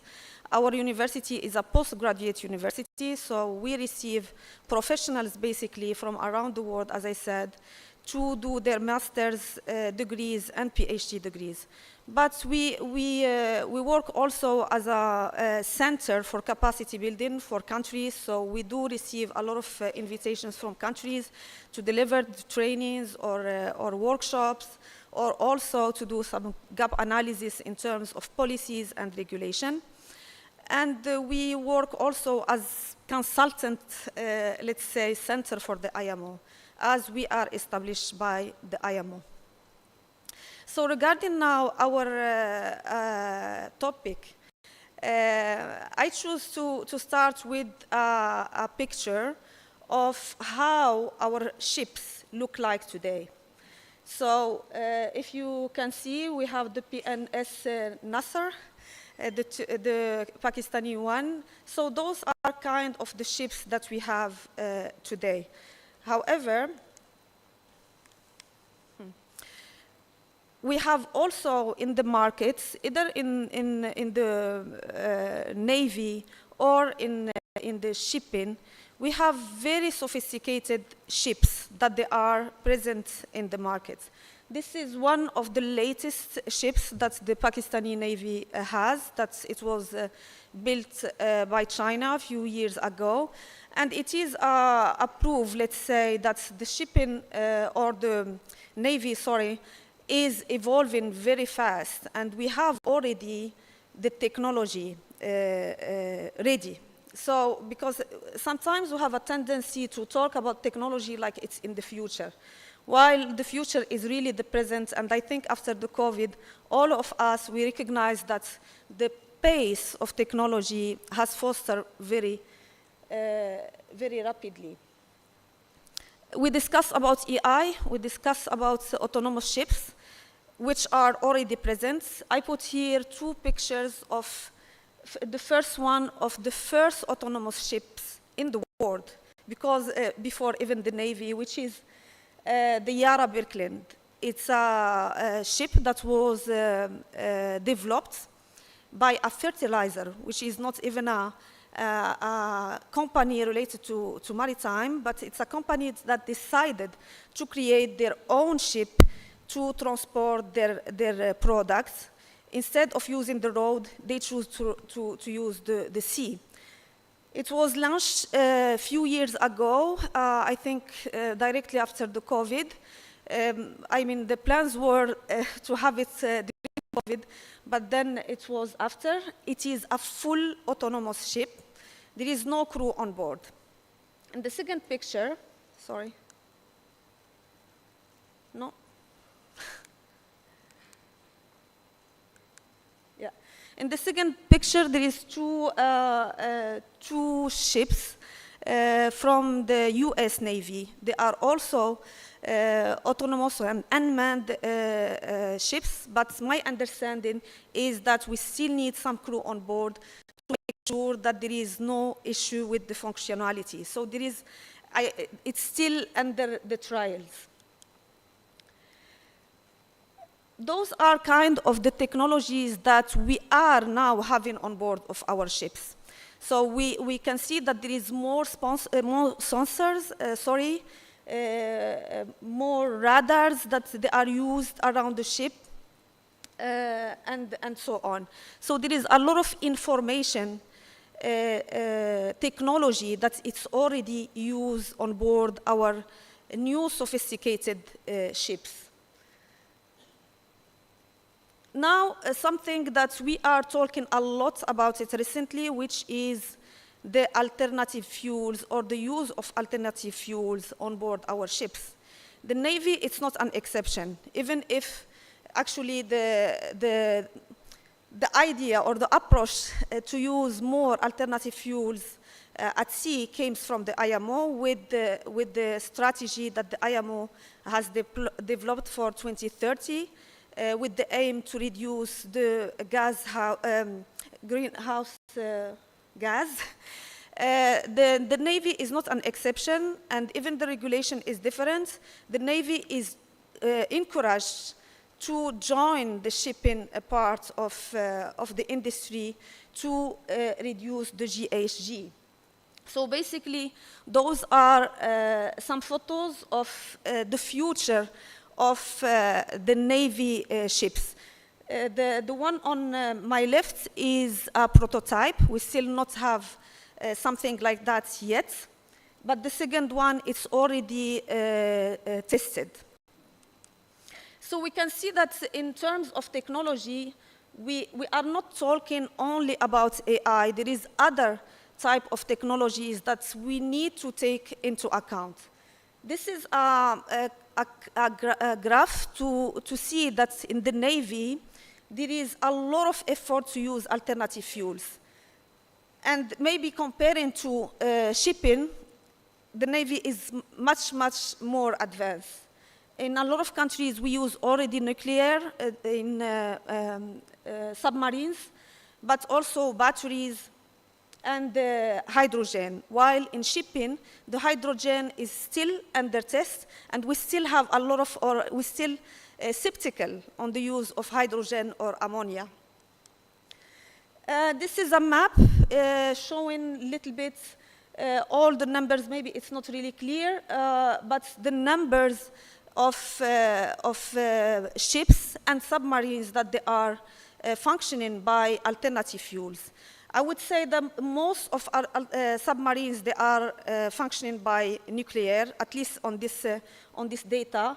And the ships, the Navy ships, there is some that they are using hydrogen, and the ones that they are to support, let's say, big ships, they are using sometimes batteries. For the ones that they have never seen how it looks about battery or batteries on board the ship, those some photos that I took myself from a ferry ship, far from the very sophisticated naval ships. But those, it was a conventional ship that's running between Sweden and Denmark. And they converted to an electric ship. So basically, the batteries, they are huge, and this is how it looks. Saying all of this is that the technology that we are talking about is already here. We are already operating with the new technologies, not only in terms of data, big data, AI, but there is other technologies that we have also to consider when we are talking about new technologies in the maritime sector in general. So, when we are talking about new technologies on board ships, it will not be something revolutionary. So we will not have, of course, in all our seas, only one type of ship, at least maybe not in our lifetime. So far, maybe in the short, long term, we might have several types of ships at our seas around the world, and depending, of course, on the preparedness and the readiness of countries to adopt those technologies. So we might have conventional ships, the ones that we have already, but we might have the same conventional ships with more automation, with more digitalization, and of course, at the same time, we will have more autonomous ships, because so far the ones that we have, except the Yara one, they are with some crew members. So if we will take kind of to see the process, basically, of the ships. So in terms of conventional ships that we will have, in terms of short term, more digital ships, which means that they include more intelligence, sensors, satellites, communication, Internet of Things, and remote maintenance. For the midterm evolution, we will have more intelligence ships. We are talking about big data, AI, so it might be more present on the conventional ships. And then we might have, for the long term, more or smarter ships, right? Using robotics, technologies, augmented and virtual reality. And for us, now we have remote controlled ships already ready to use, or we are already using them. But with time, for the midterm evolution, we might reduce the number of the crew, and then for the long term, we might have full autonomous ships. We are talking a lot about the adoption of technologies. We have seen some examples from the US, from Turkey. But the thing is, to have technology on board our ships or in our maritime industry, it is not just like that. Not all countries, not all regions are ready for the same thing. To adopt technology in the maritime, we have, at least based on our research at WMU, we need to fulfill 6 factors. We talk a lot about the economic benefits, which means if the country is ready to invest in the technology. We talk also about the technical feasibility. If we have largely adopted or applicable technology. We talk about the social acceptance, the regulation, the governance, and without those, we can't have technology. And I think in terms of shipping, at least for now, what it's blocking a little bit is that we don't have the mass code ready yet. So maybe the technology is ready, but the adoption of this technology needs regulation to use it.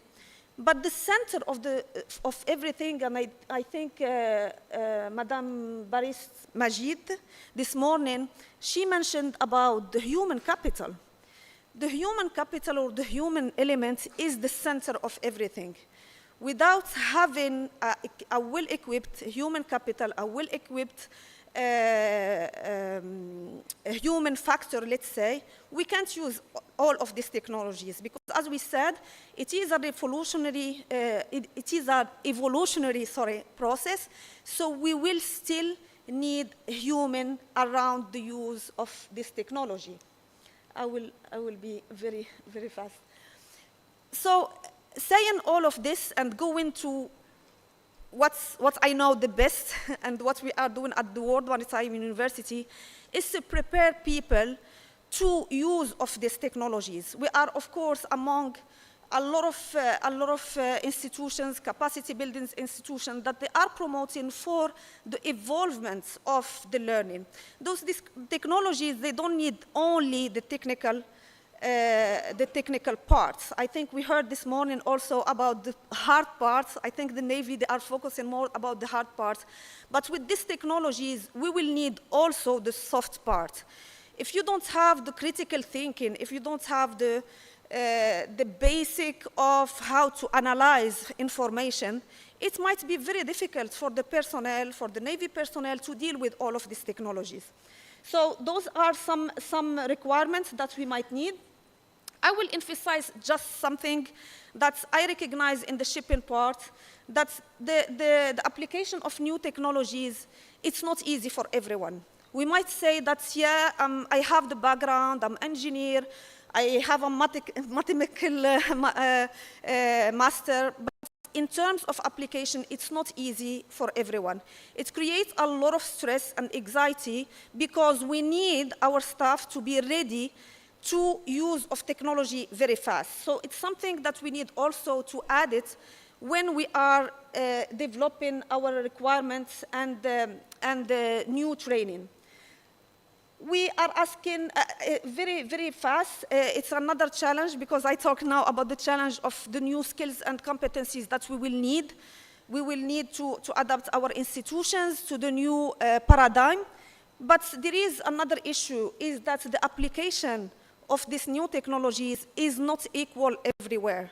We have done some studies at WMU, and we recognize that there is a huge difference between region and countries. There is a difference between the global south and the global north in terms of technology. So if we will not tackle the issues of helping countries, helping other regions, but also the regions themselves, they have to do a lot of effort. They have to have the political will to invest on their people, to come up with solutions for the adoption of these technologies. If we will not do the efforts from both sides, we might increase the gap between the global south and the global north. We have discussed a lot about collaboration, and I think I will finish my word with that. Among others, of course, there is a lot of things to do from the governments, from the policymakers, from also the training institutions or the Navy academies to adapt themselves to the new changes.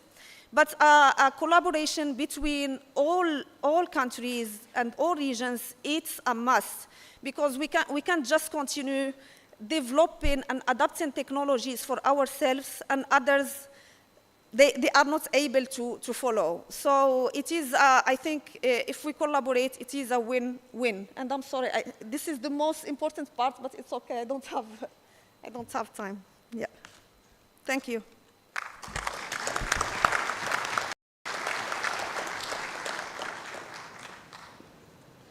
Thank you, Dr. Lagdami. Very informative presentation. I wish we had more time, but we want to finish at 4 o'clock, and after the final presentation, we do want some time for question and answer session. Next speaker is Dr. Mustafa Baskara. Dr. Baskara is a distinguished scholar who attained his LLB from Ankara University in 2013, followed by the completion of his LLM in International Shipping Law at Queen Mary University of London in 2016. Dr. Mustafa completed his PhD in private law at Ankara University, Graduate School of Social Sciences. His doctoral thesis is titled Ship Sale Contract in Turkish Law. He has served at the esteemed International Maritime Organization and as a research assistant at the Faculty of Law, Social Sciences, University of Ankara from 2017 to 2021, contributing significantly to the academic discourse in the field. From 2020 to 2022, Mr. Baskara served as an advisor to the Minister of Justice of the Republic of Turkey, where his expertise and counsel were instrumental in shaping legal policy and frameworks. Since January 28, 2021, he is working as the CEO at the Ankara University National Center for Sea and Maritime Law, where he continues to drive forward initiatives and advancements in maritime legal scholarship and practice remarkable acumen and dedication. Mr. Baskara was appointed as the Director of Mediterranean Climate Change Research Center in 2023. Sir, your topic is role of maritime law in managing unmanned systems, and I would very much appreciate if you can restrict to 10 minutes so we can have a couple of questions. Thank you. Thank you very much. Assalamu alaikum. Distinguished guests, esteemed participants, His Excellency Pakistan Chief of Naval Staff, it is a great privilege to address you today on the pivotal topic on the role of maritime law in managing unmanned maritime systems and the evolving legal frameworks that govern their operation. Before getting into my topic, I would like to thank Pakistan Navy and National Institute of Maritime Affairs, NIMA, for their great hospitality. I would like to also share some additional feelings about the AMAN Dialogue 2025 before my presentation. We have been engaged with admirals, many officials from around the world, and decision makers from 60 different countries during the last 2 days. And as we all know, decision makers gave their decisions on the basis of accurate and actual data. And accurate and actual data actually creating in those kind of platforms. And I am happy to see that AMAN Dialogue is a platform for reaching this kind of data. And also, AMAN Dialogue initiative shows the vision of Pakistan Navy, and I would like to proudly share that Aman Dialogue has started to be a platform not only for dialogue, but for cooperation as well. The National Center for the Sea and Maritime Law of Turkey and National Institute of Maritime Affairs, NIMA, will sign a cooperation protocol today. And this protocol not only strengthens the historical friendship between Turkey and Pakistan, and also it advances our academic and scientific relations. I believe this kind of cooperations will produce solid recommendations for the next dialogues programs. Esteemed guests, militaries worldwide are increasingly deploying autonomous or semi-autonomous platforms for missions ranging from surveillance to strike operations. Unsurprisingly, the intersection of these technologies with established concept of maritime law has generated pressing legal and operational questions. I wish to highlight how international maritime law, particularly the United Nations Convention on the Law of the Sea, addresses the notion of having a crew physically on the board of a vessel. Initially, unmanned maritime systems were mostly relegated to non-complex tasks, such as target training or basic exploration activities. However, with rapid technological progress, these platforms now undertake anti-surface warfare, mine countermeasures, area denial, and even limited strike missions. Key advantages of unmanned systems include risk reduction and cost effectiveness.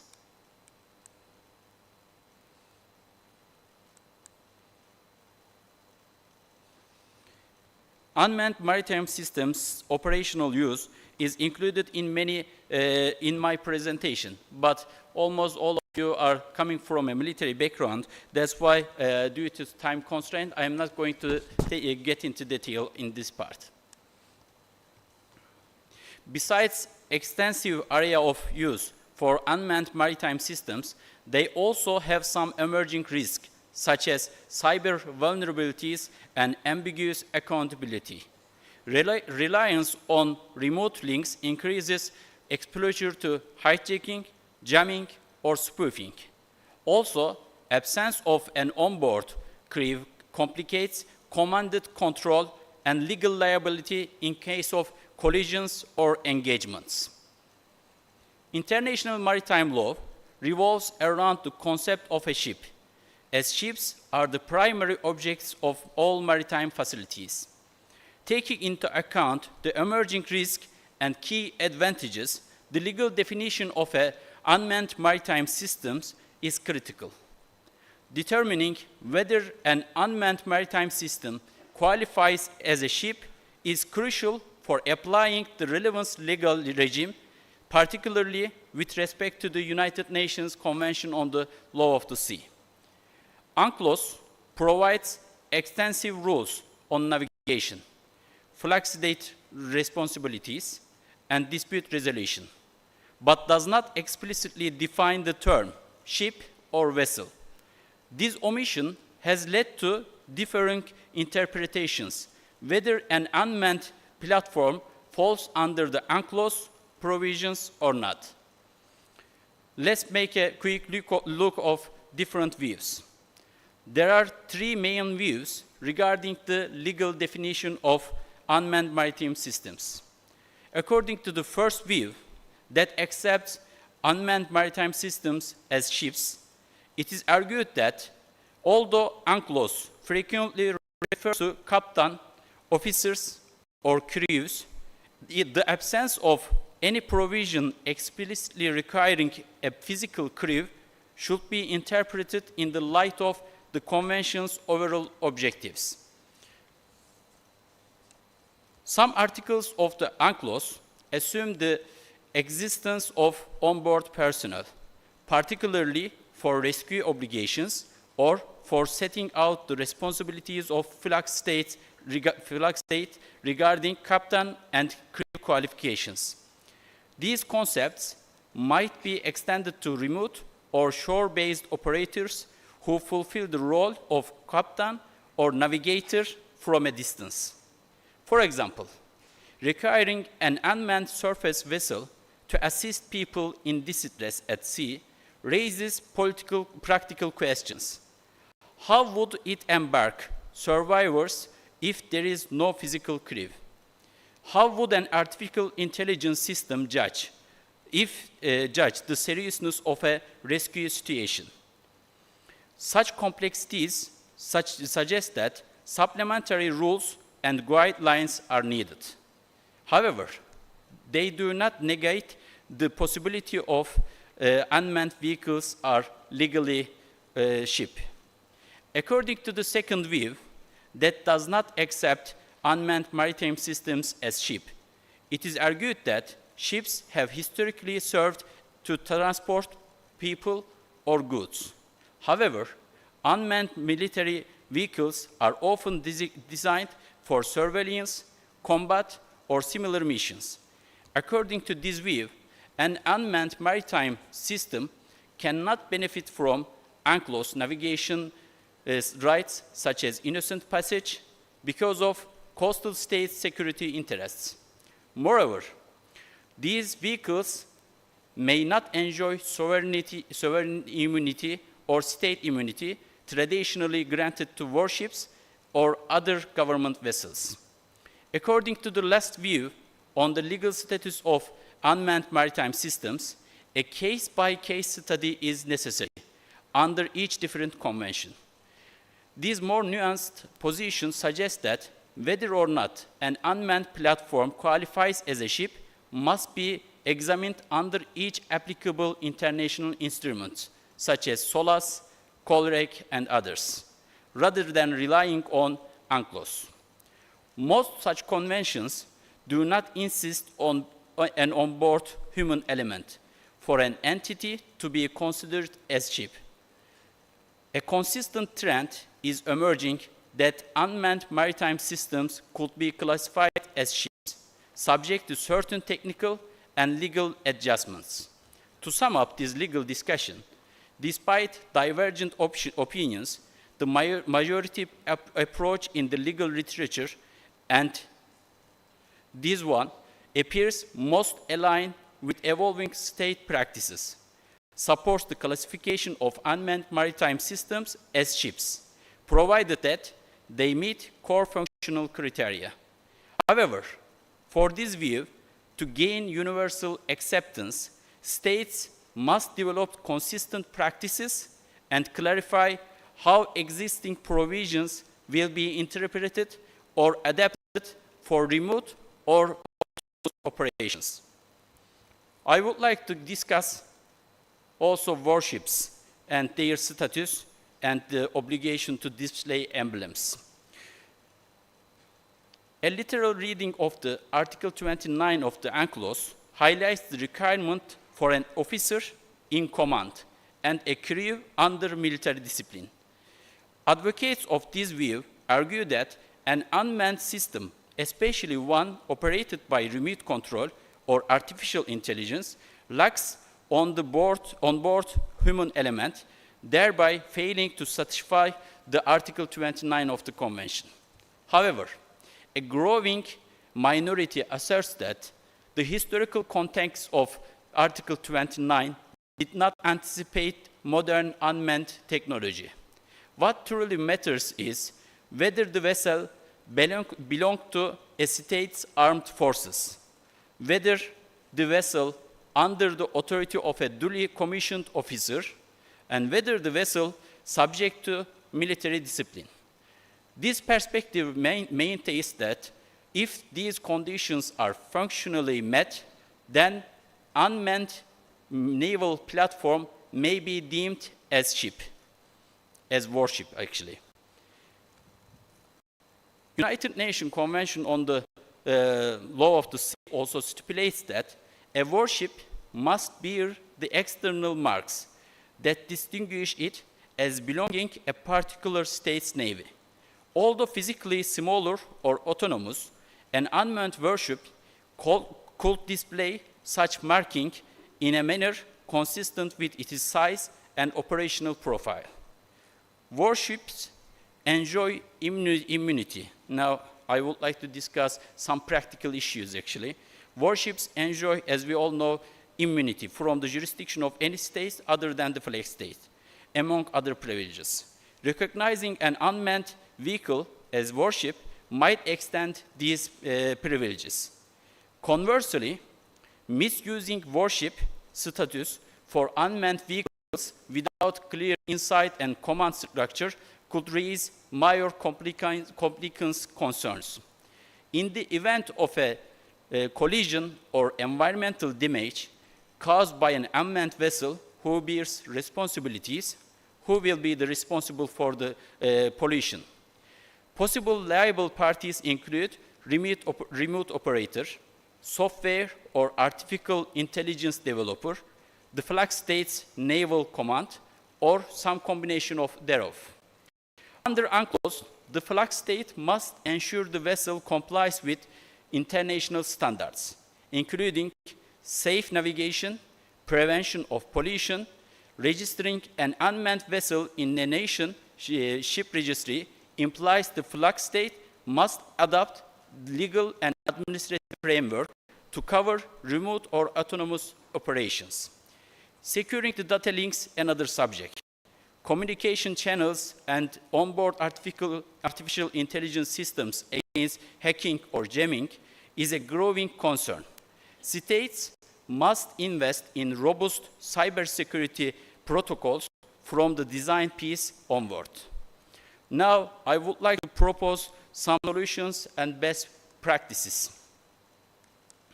before my conclusion. Navies and international organizations like NATO or International Maritime Organization should establish standard guidelines on autonomy levels, control systems, and interoperability. A clear command hierarchy is essential for unmanned assets. Each system would have an identifiable remote captain or commanding officer with the authority to make real-time decisions. Naval academies and staff colleges must integrate curricula that cover unmanned platform operations, artificial intelligence-driven mission planning, and the relevant legal frameworks. The International Maritime Organization's Maritime Autonomous Surface Ships Initiative, MAS initiative, predominantly focuses on commercial applications. Parallel or complementary work might be needed to address military-specific concerns, particularly regarding the rules of engagement, warship immunity, and operational constraints. Mandating robust encryption, fail-safe controls, and constant monitoring of remote communication lines will be critical to ensure system reliability and mission continuity. Finally, in conclusion, unmanned maritime systems, both armed and unarmed, represents a transformative shift in naval operations. They offer expanded strategic and tactical capabilities, but also compel us to reevaluate established legal norms regarding what constitutes a ship or a warship.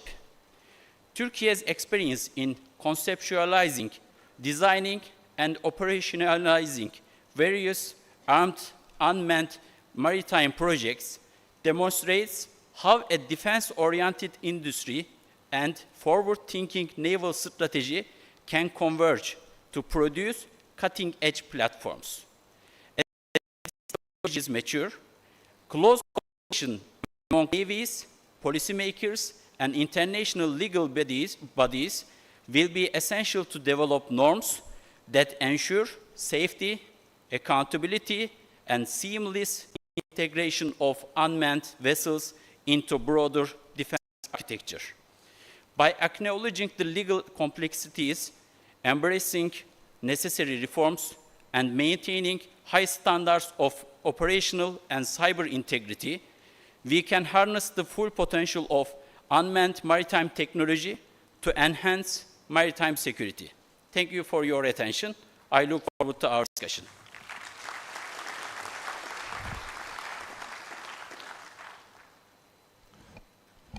Thank you, Dr. Bhaskara, for these useful suggestions towards the end. I think we have time for one or two questions, sir. So please let me know when to stop. Okay. Anybody?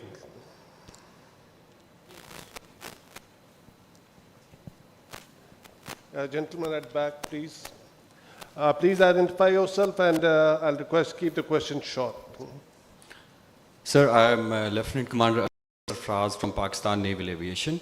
My question is addressed to this. Hello.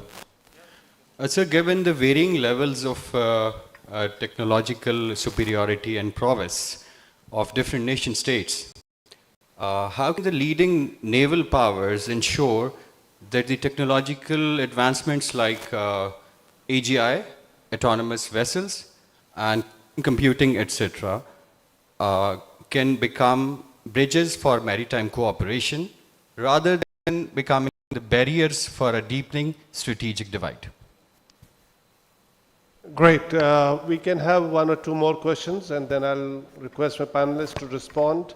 And this question I'll request Ambassador Wyckoff to address, if you can, possibly. Let's see if somebody else has a question. Okay, not yet. They're still thinking. Yeah, please, sir.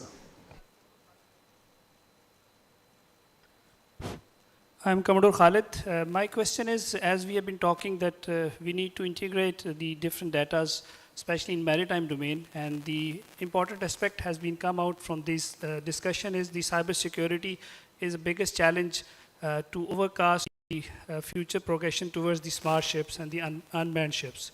So don't you think we need to have some kind of collaborative or integrated framework duly incorporating the cybersecurity, AI, and the quantum, so as like in the previous cases we had the FIPS that is defining the cybersecurity and the crypto security, and moreover like the NATO standards for the STAGNEG for the communication security.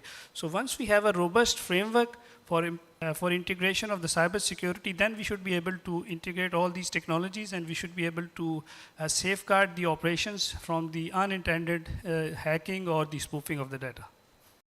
Thank you, sir. Very interesting question, but who will be the cat? But I'll ask a panelist, is this question addressed to a particular panelist, sir? Anybody who wants to take lead, sir? Please, sir. So for the first question, just my response to that would be that this unmanned technology, this is the great equalizer. The premise that this is widening, I'm not sure I necessarily agree with. We're finding the use of unmanned technologies fused with smart decision-making processes are actually becoming a less expensive methodology by which we see some maritime security, maritime information sharing becoming more affordable. My biggest concern is always information sharing across. So having that information is wonderful, but unless we have that partnered networks and those networks where countries that trust one another will share that information, that's what increases and expands the overall capability of our combined forces. So I would offer that I think that this new technology coming on board now is certainly an ability for navies with less investment in the maritime to play an oversized role or larger role in maritime security. I hope that answers your question. Anybody who wants to address the second question? Yeah, please go ahead. As a complementary, I think the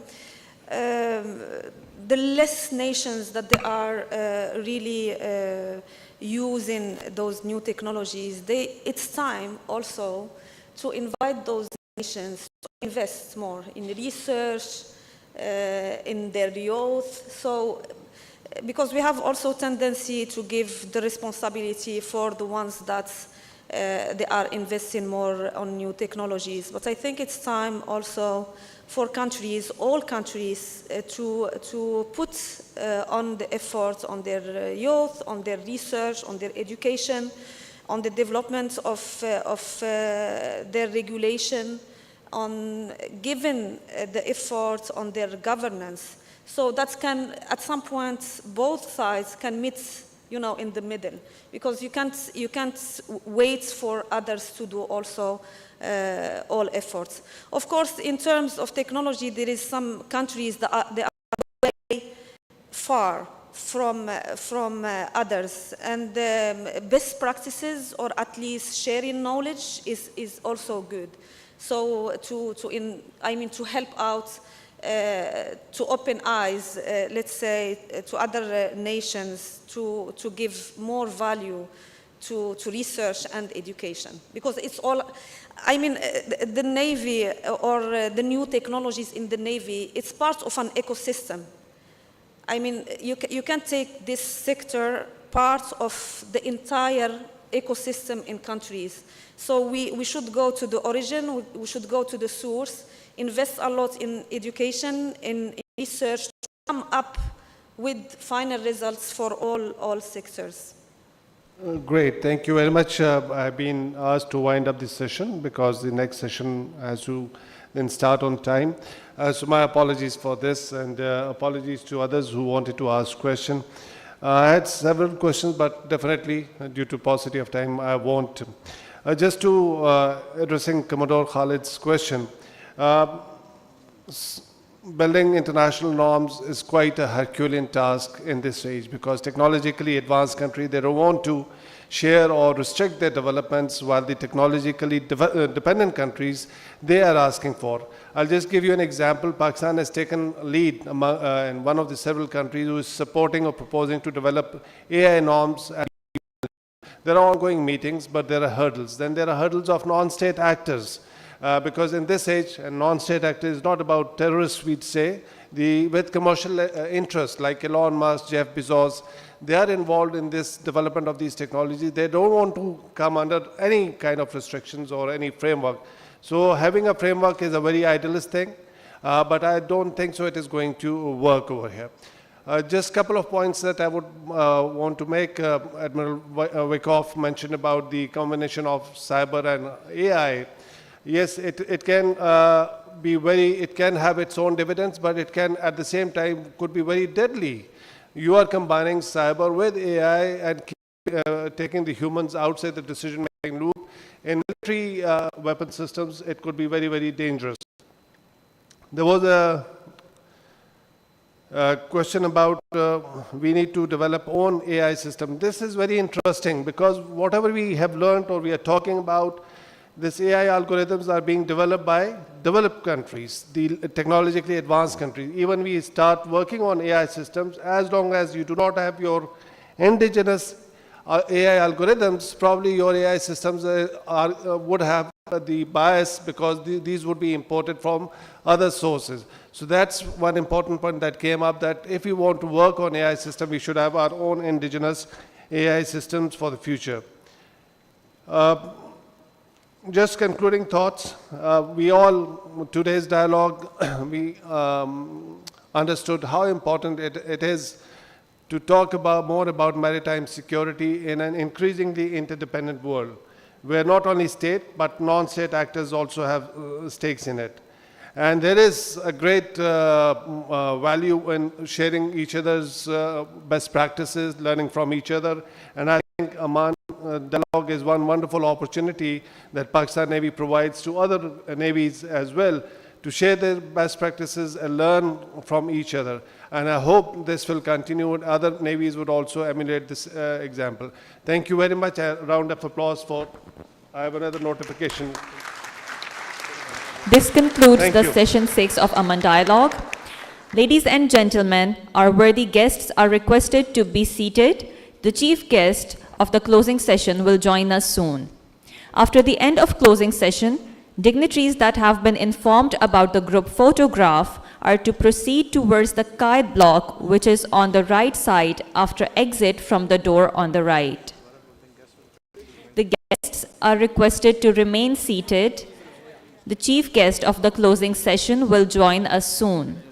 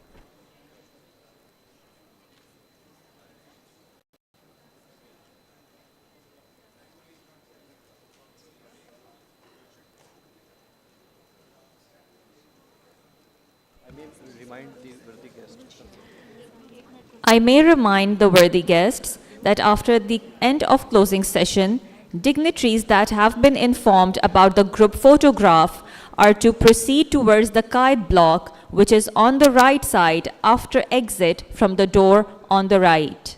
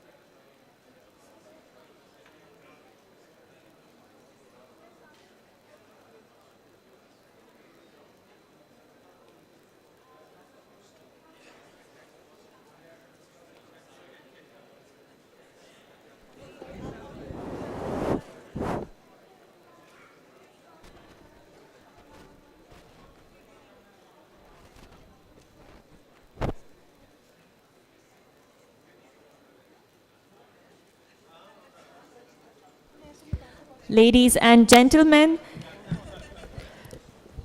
let us extend our warmest welcome to the Honorable Chief Guest, S.N. Iqbal Chaudhry, Minister for Planning, Development and Special Initiative.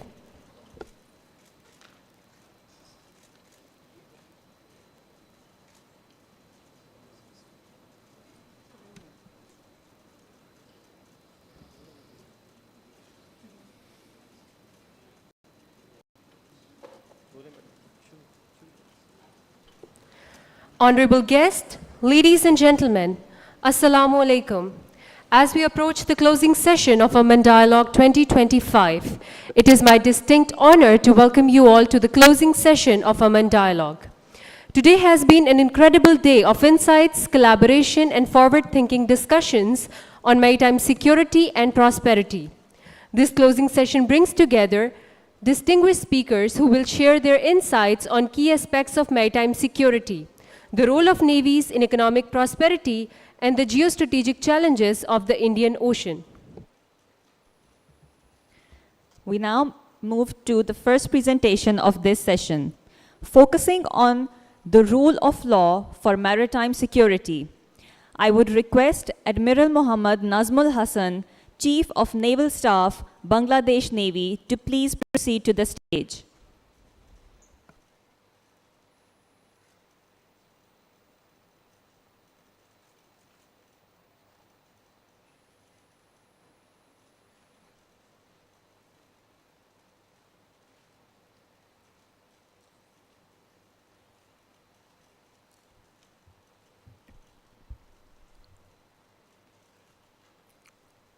Bismillahir Rahmanir Rahim. The chief guest of the closing session, the Honorable Minister of the People's Republic of Pakistan, Islamic Republic of Pakistan, the respected Chief of Naval Staff, Admiral Naveed Ashraf, distinguished delegates, dear colleagues, ladies and gentlemen, Assalamu alaikum and a very good afternoon. It is indeed a great honor to stand before you in this afternoon after a couple of days of very successful dialogue, the Aman Dialogue 2025. Let me begin by expressing my sincere gratitude to the Pakistan Navy for their warm hospitality and congratulate both the Navy and the NIMA for organizing this extraordinary event, which has been truly very rewarding for all of us. This dialogue has once again served as a pivotal forum for enhancing maritime cooperation, fostering mutual trust, and reinforcing our shared commitment to ensure a secure and stable maritime domain. Distinguished audience, the topic, rule of law in maritime security, is of critical importance. The oceans are the lifeline of connectivity, global trade, and economic prosperity. However, as the maritime domain grows in significance, so do the challenges that threaten the safety and stability of our seas and oceans. Adherence to the rule of law is the foundation upon which maritime security must be built. Let's talk about the foundation of maritime security. The rule of law in maritime security is not merely a legal concept. It is a dire necessity, a need of the time.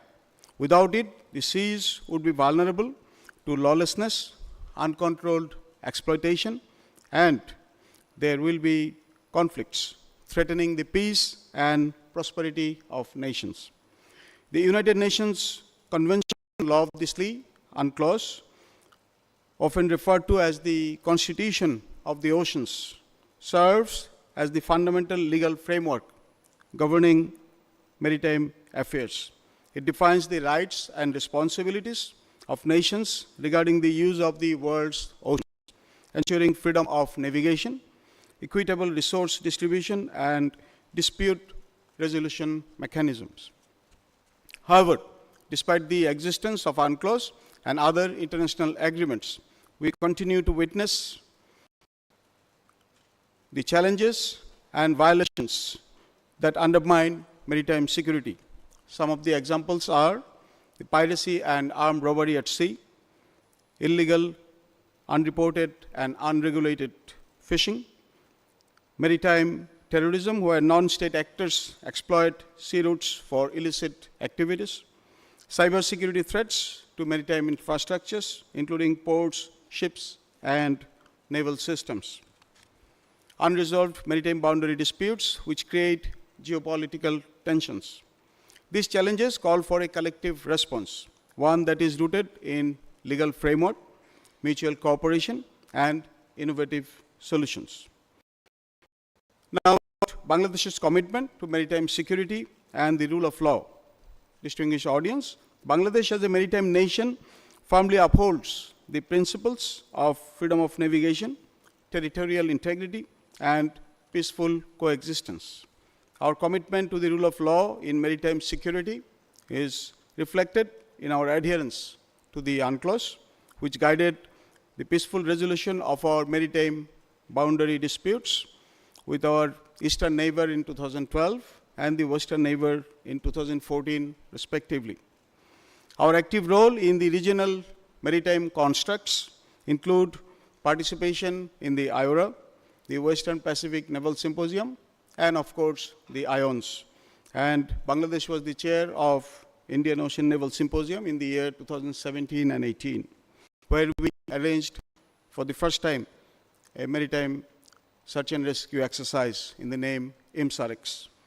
Our efforts to combat maritime crimes through strict enforcement against illegal fishing, piracy, smuggling, and all other illicit activities at sea in the Bay of Bengal continues day in, day out. In addition, the Bangladesh Navy has taken proactive measures to enhance regional maritime security through joint patrols, information sharing networks, and participation in multilateral initiatives like here in Amman, the Lima in Malaysia, the Indo-Pacific Conference in Australia, and the International Seapower Symposium in the USA on a regular basis. I shall now quickly touch upon innovation in maritime security and the role of technology.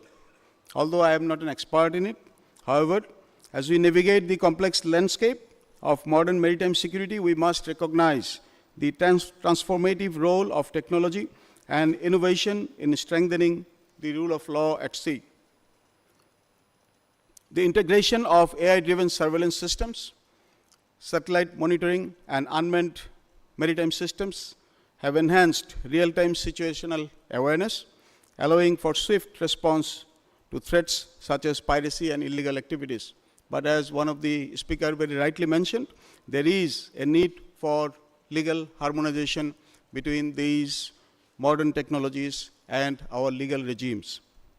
Cybersecurity in the maritime operations is an order of the day with the increasing digitalization of naval operations. And that is why we need to focus on cybersecurity as a whole in order to protect our ports, ships, naval systems, and maritime communication networks.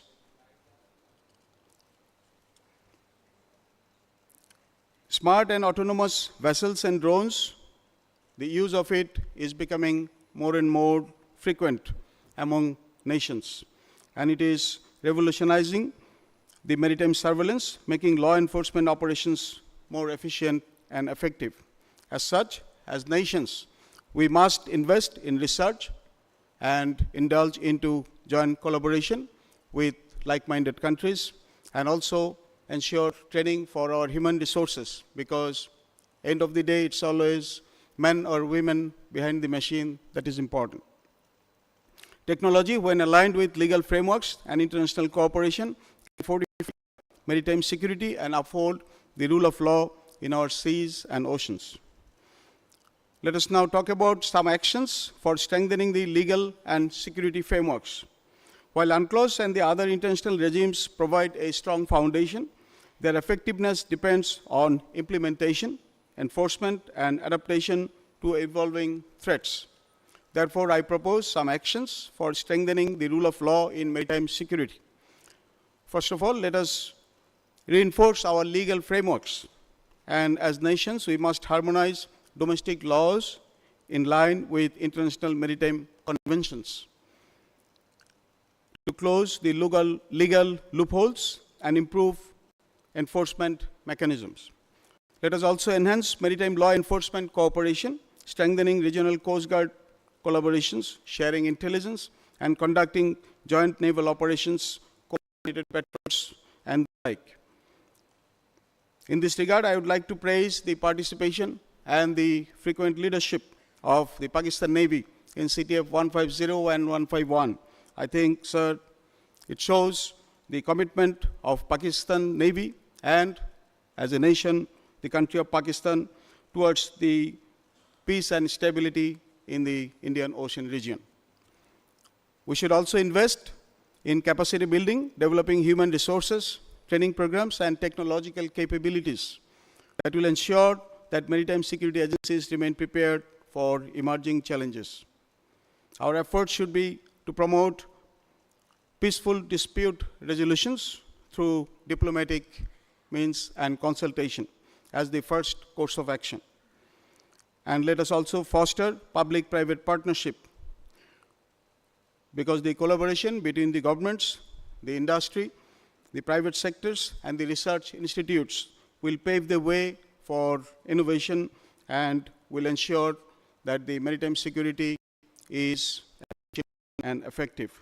And finally, let us patronize the maritime think tanks that I have always propagated, because these are the people who will give us the broad ideas, and we in uniform cannot always say what we want to say, but these maritime think tanks can. So let us facilitate them and let us allow them to help us in the greater cause.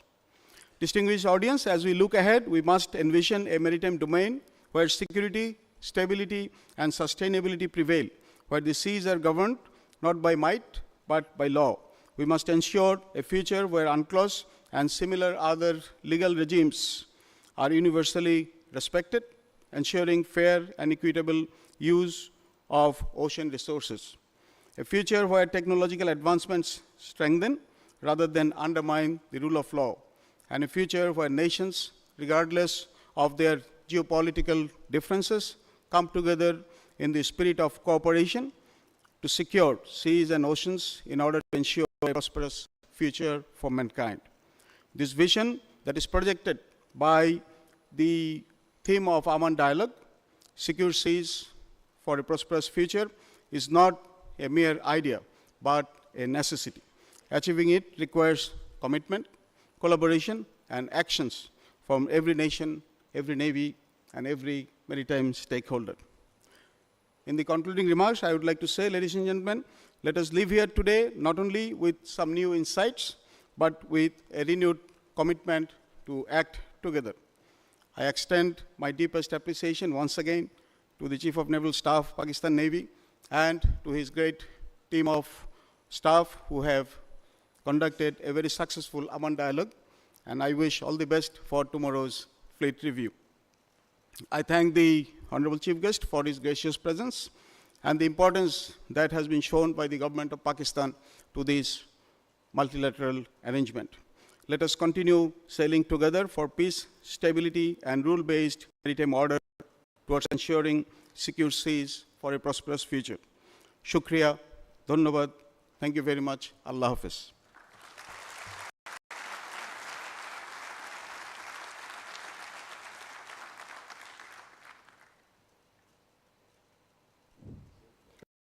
Ladies and gentlemen, now I would request distinguished Rear Admiral Christopher Smith, Fleet Commander of the Royal Australian Navy, to speak on the topic Navies as Enablers of Economic Prosperity.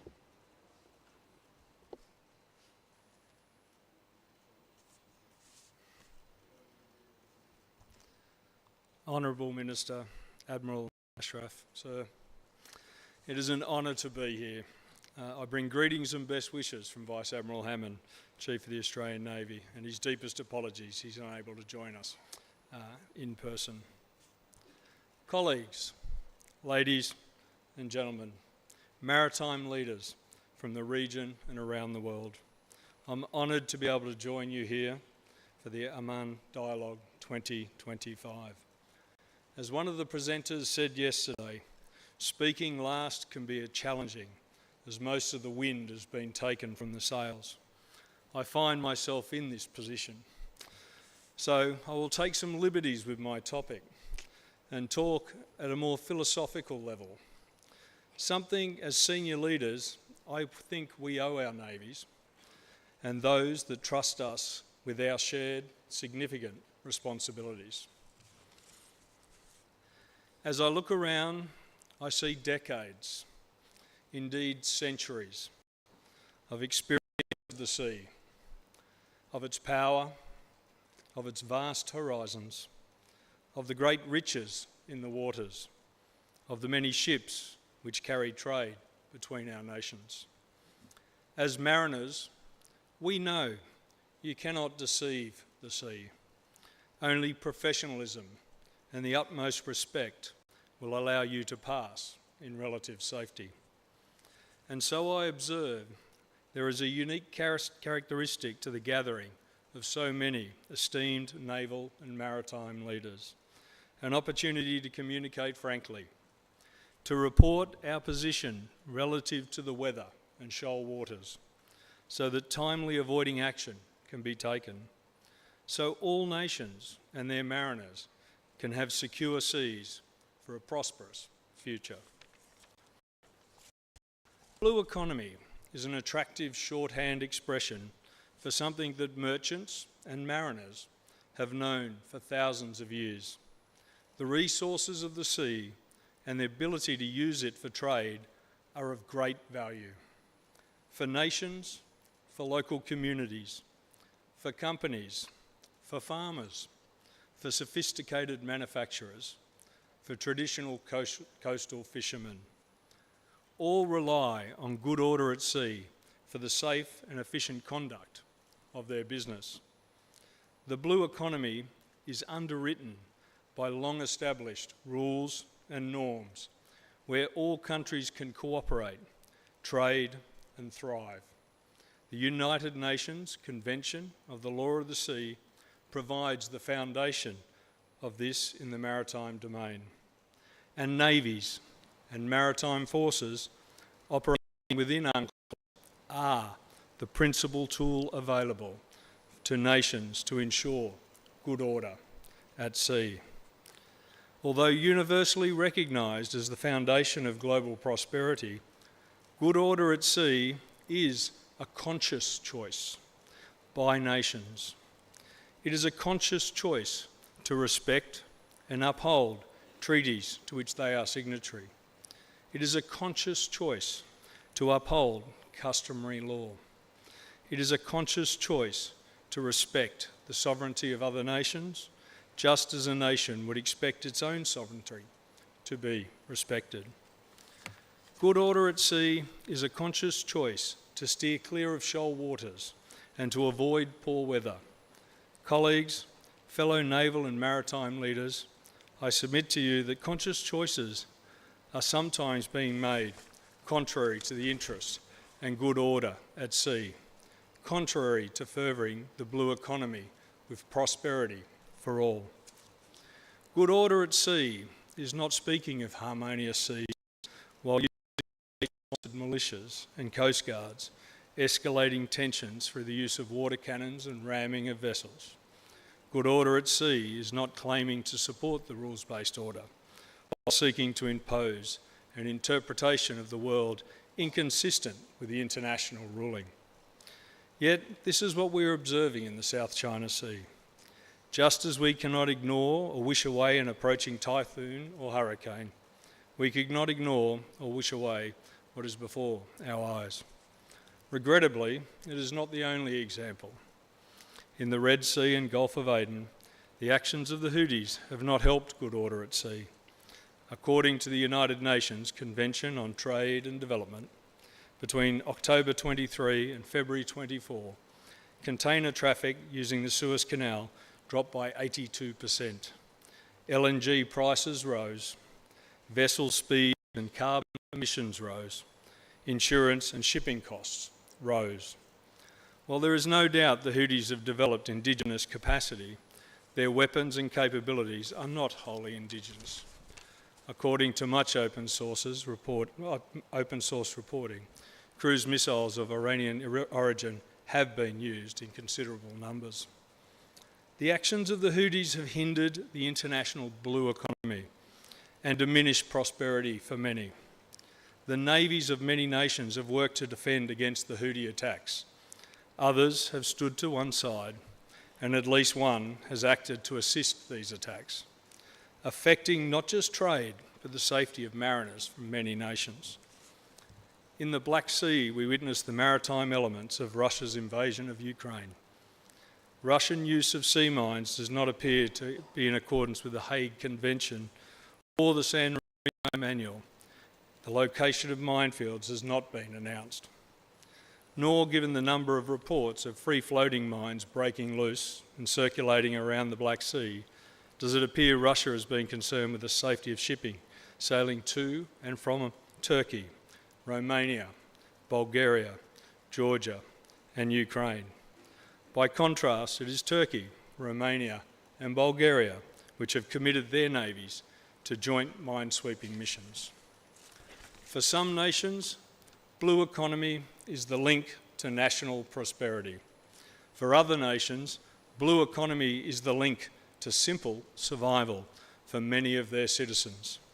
So the increase in the price and the limitation in food supply of basic foodstuffs, such as wheat and maize from both Russia and Ukraine, has had a significant negative impact on the populations of developing countries, particularly in East Africa and the Middle East.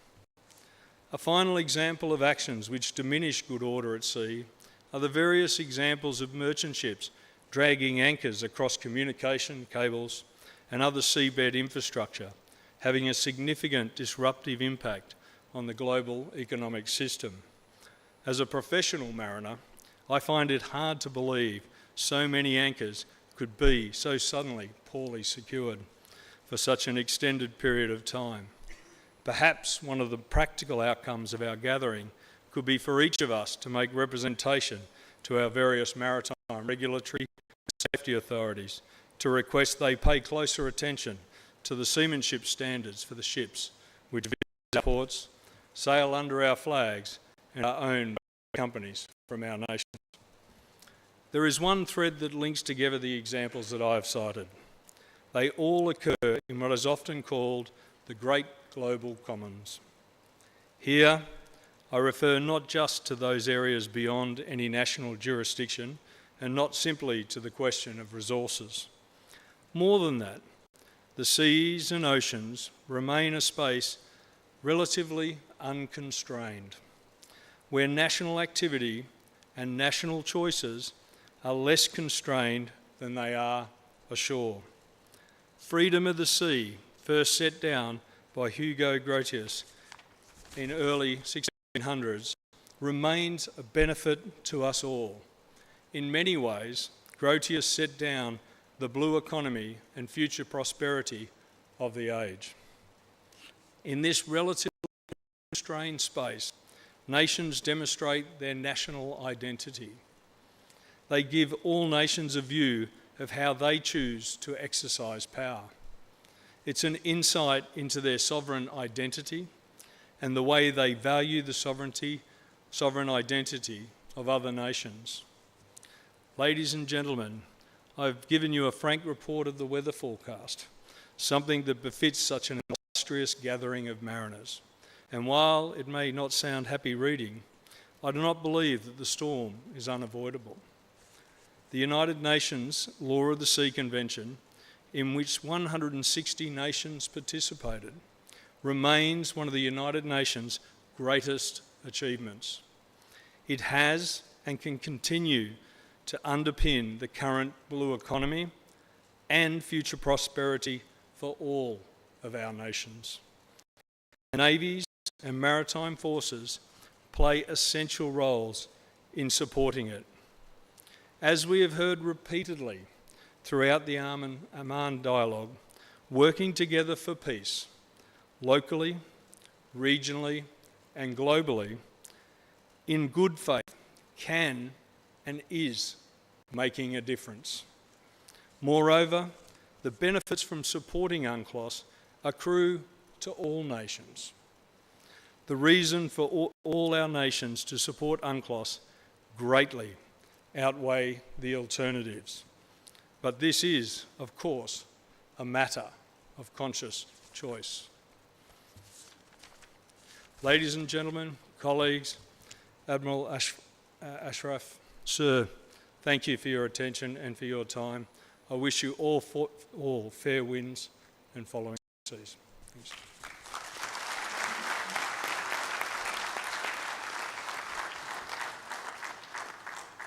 Now, I would like to invite Dr. Christian Buger to speak on the topic Geostrategic Challenges in the Indian Ocean, Securing Stability and Prosperity.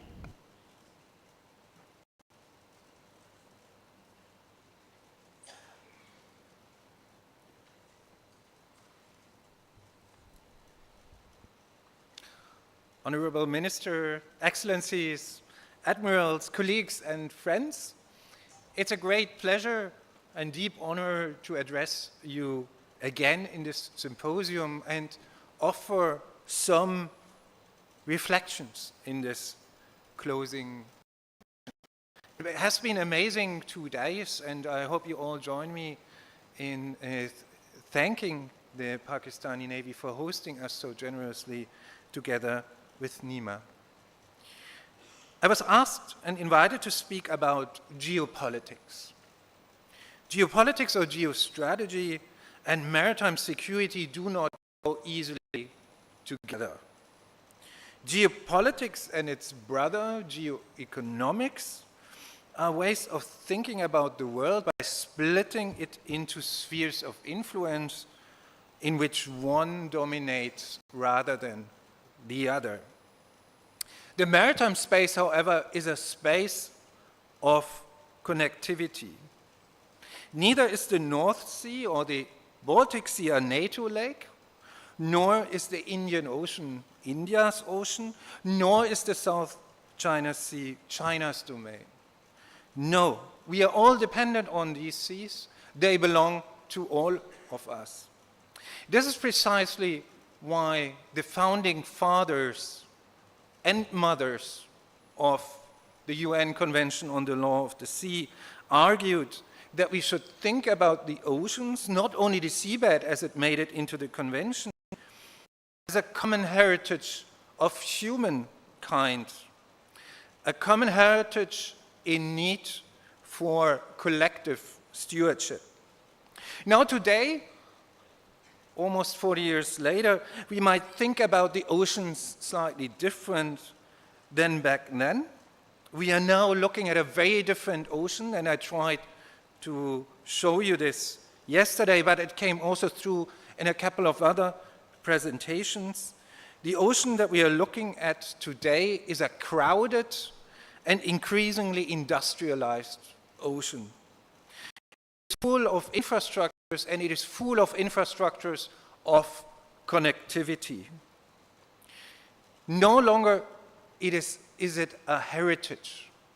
Rather, we should start speaking about the oceans as a common infrastructure of humankind that we all depend on. It is a common infrastructure of humankind that, however, needs protection and it needs care. The maritime security agenda that emerged from the 1990s onwards is exactly a response to this challenge. It is an agenda of protection and care.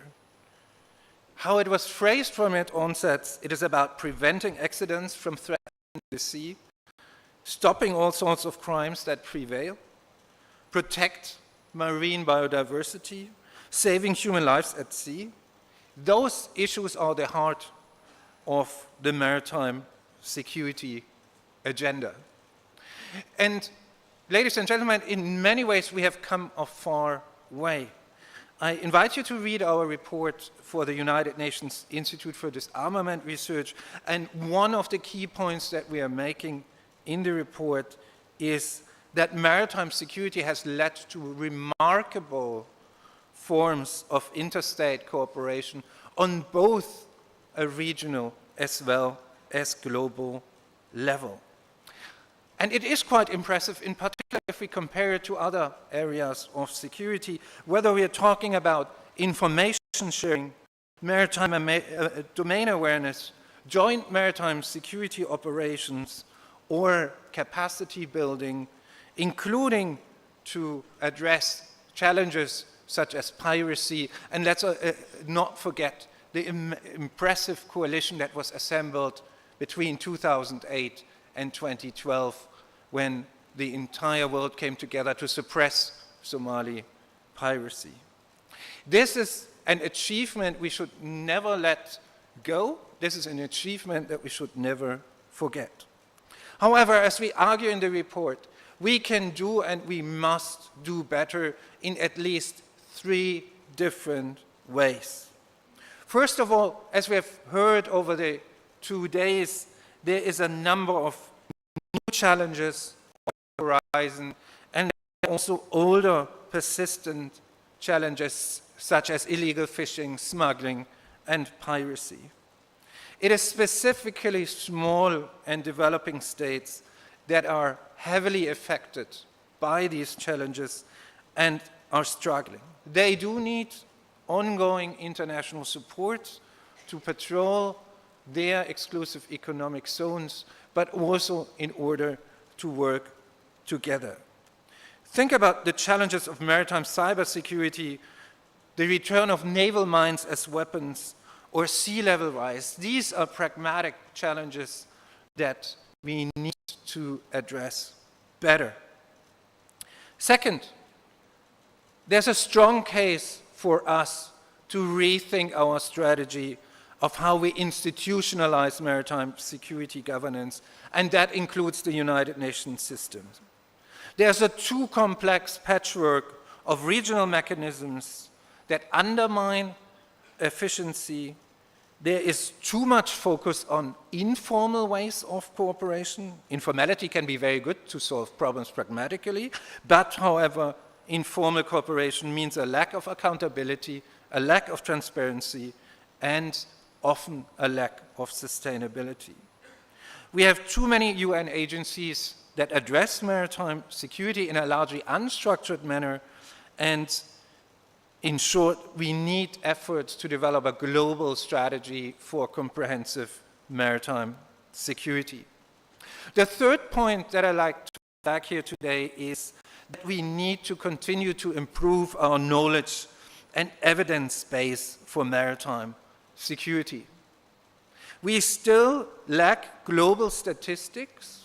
There's nothing like that. We have some statistics on a regional level. We do not have global trend analysis. Very often we do not know what the scale of a problem actually is or where the assistance is truly needed. This quite obviously brings think tanks into the game, think tanks such as NEMA, but also other institutions around the region and universities. Enhancing the knowledge bases for maritime security is essential.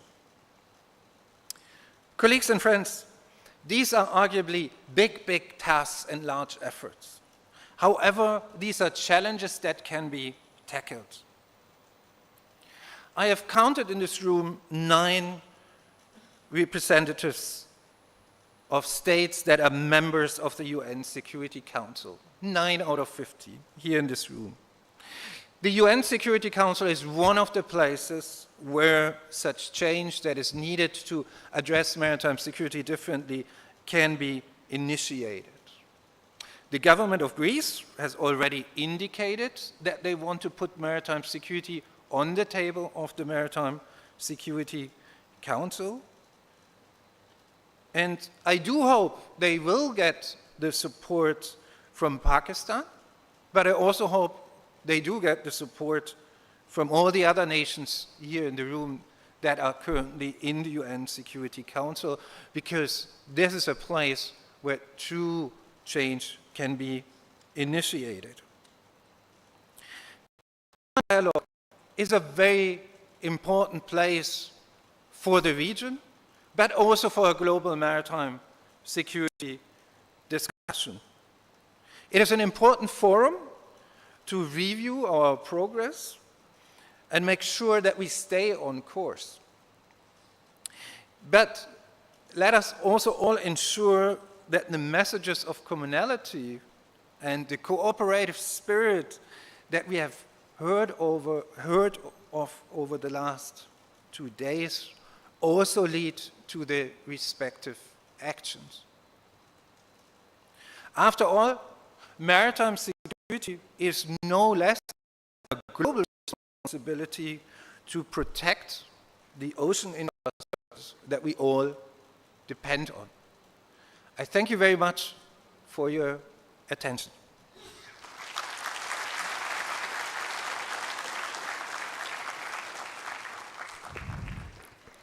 This is a moment to reflect on the AMAN dialogue and the outcomes that will pave the way for a secure and prosperous maritime future.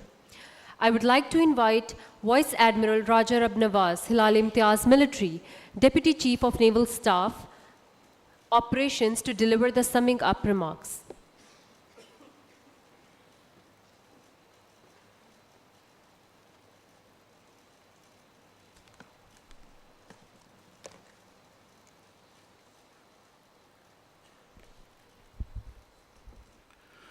Honorable Minister for Planning, Development and Special Initiatives, distinguished guests, esteemed maritime professionals, ladies and gentlemen, Assalamu alaikum and good afternoon. It is my profound privilege to present the crux of the 2 days long Maiden AMAN dialogue, which centered around the theme Secure Seas, Prosperous Future. Practitioners and renowned academia from around the globe dilated upon a variety of issues in 8 sessions, dissecting the sub-themes of threats and challenges pertaining to maritime security, cooperation, blue economy, and emerging technologies. It was gratifying to see Aman Dialogue morph into a proverbial crucible of ideas which, when strategized, can catalyze our pursuit of the common ends of secure seas and prosperous future. Ladies and gentlemen, there is an absolute unanimity of views about the importance of oceans and ocean-based resources and their corresponding role in human prosperity. This dependence is projected to grow further in future. To be able to benefit from seas and their resources is the objective outcome that we all vie for. However, the critical enabler for this outcome, that is secure seas, is beset with multiple challenges which were amply highlighted by various speakers. I will essentially focus on these challenges and endeavor to chart out a response strategy based on what we heard in the last 2 days.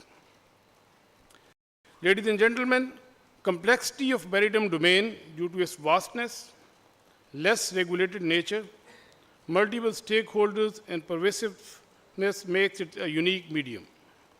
While there is a general consensus about the freedom of navigation, however, dynamics of great power competition induces securitization and hinder an all-inclusive approach towards maritime security cooperation at sea.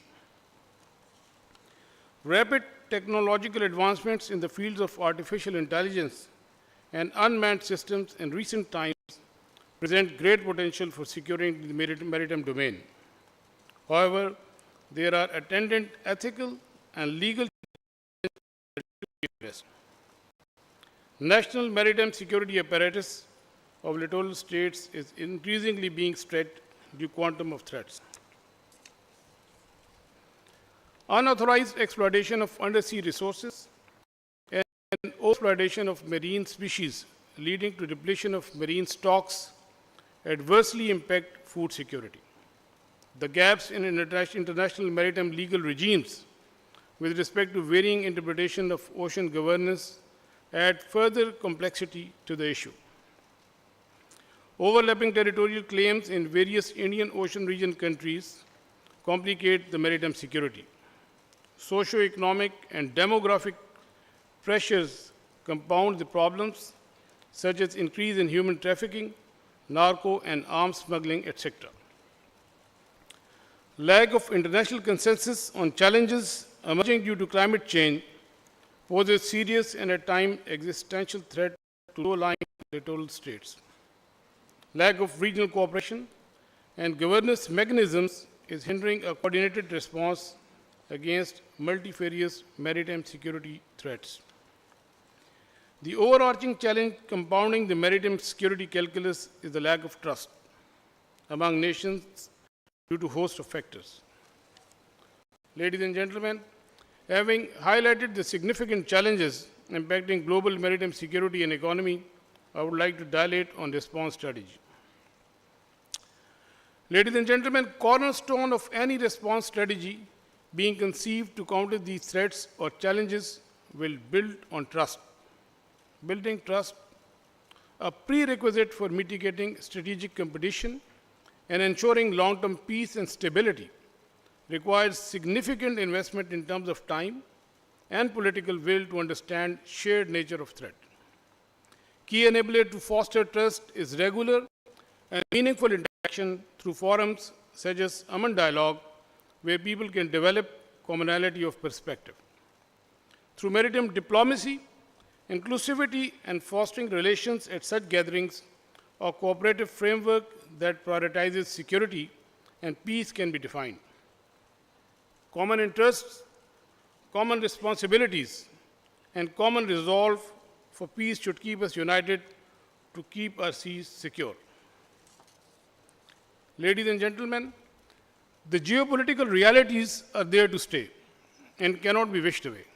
However, non-traditional maritime threats like terrorism, maritime piracy, narco, arms and human smuggling, and illegal, unreported and unregulated fishing transcend beyond geopolitical confrontations and have the potential to profoundly impact maritime security as we have witnessed in the last 2 decades. These non-traditional threats provide a common rallying ground for littoral states to work together and institute collaborative security mechanisms which are absolutely essential, and some of which are already in place and are contributing towards maritime security. We heard about the need to augment the existing efforts by promoting collaborative region-centric and region-led maritime constructs to ensure security and stability at sea. Some very successful models of regional maritime cooperation presently working in Southeast Asia were highlighted by worthy speakers during the dialogue. Similar initiatives elsewhere need to be instituted to reassure trust among neighboring countries and provide an avenue for collaboration, capacity building, information sharing, and collective response against common threats. Maritime domain awareness and info sharing are key aspects to mount effective response to non-traditional threats.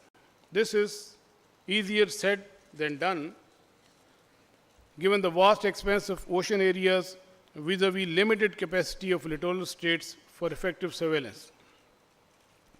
While emerging technology has helped bridge the gap to an extent, its access remains limited and may not necessarily be affordable in many littoral states. The solution lies in increased willingness of technologically capable nations to share technology and information and encourage greater integration amongst national information fusion centers to ensure that actionable information timely reaches to the littoral state best suited to take action. And it was really heartening to witness the willingness of senior leadership of participating navies in sharing their knowledge and experience in this critical domain, and this indeed is the way forward. Unmanned systems will continue to play increasingly prominent role in future. Therefore, laws governing their employment, both in peace and war, need to be defined by developing consensus among partner nations. Climate resilience integrated into maritime governance is essential for the sustainability of ocean ecosystems and well-being of coastal communities. Regional cooperation on maritime pollution, biodiversity conservation, and alignment with the United Nations Sustainable Development Goals is crucial for safeguarding maritime resources for our future generations.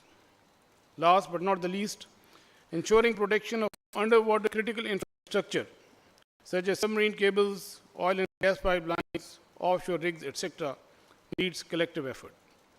Thus, a comprehensive mechanism to safeguard such vital maritime infrastructure needs to be formulated.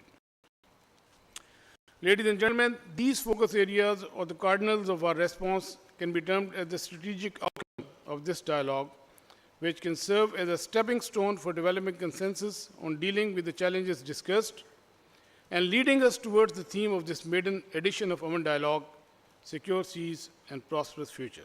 With this, I thank you all.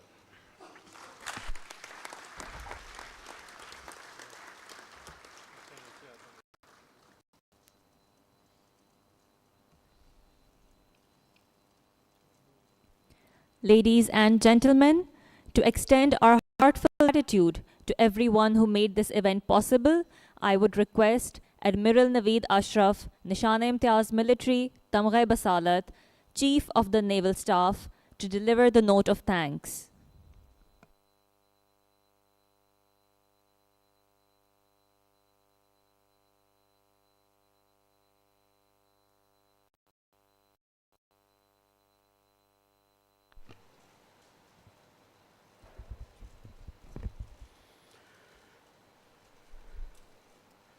Bismillah ar-Rahman ar-Rahim.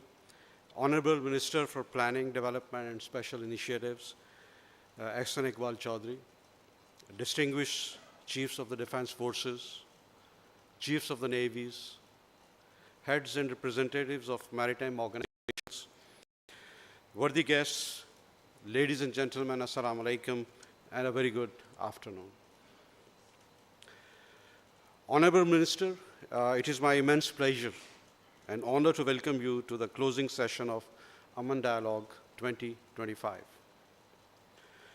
Your kind presence here not only elevates the significance of this maritime discourse, but also underscores Pakistan's unwavering commitment to international maritime cooperation for advancing peace and security in the region.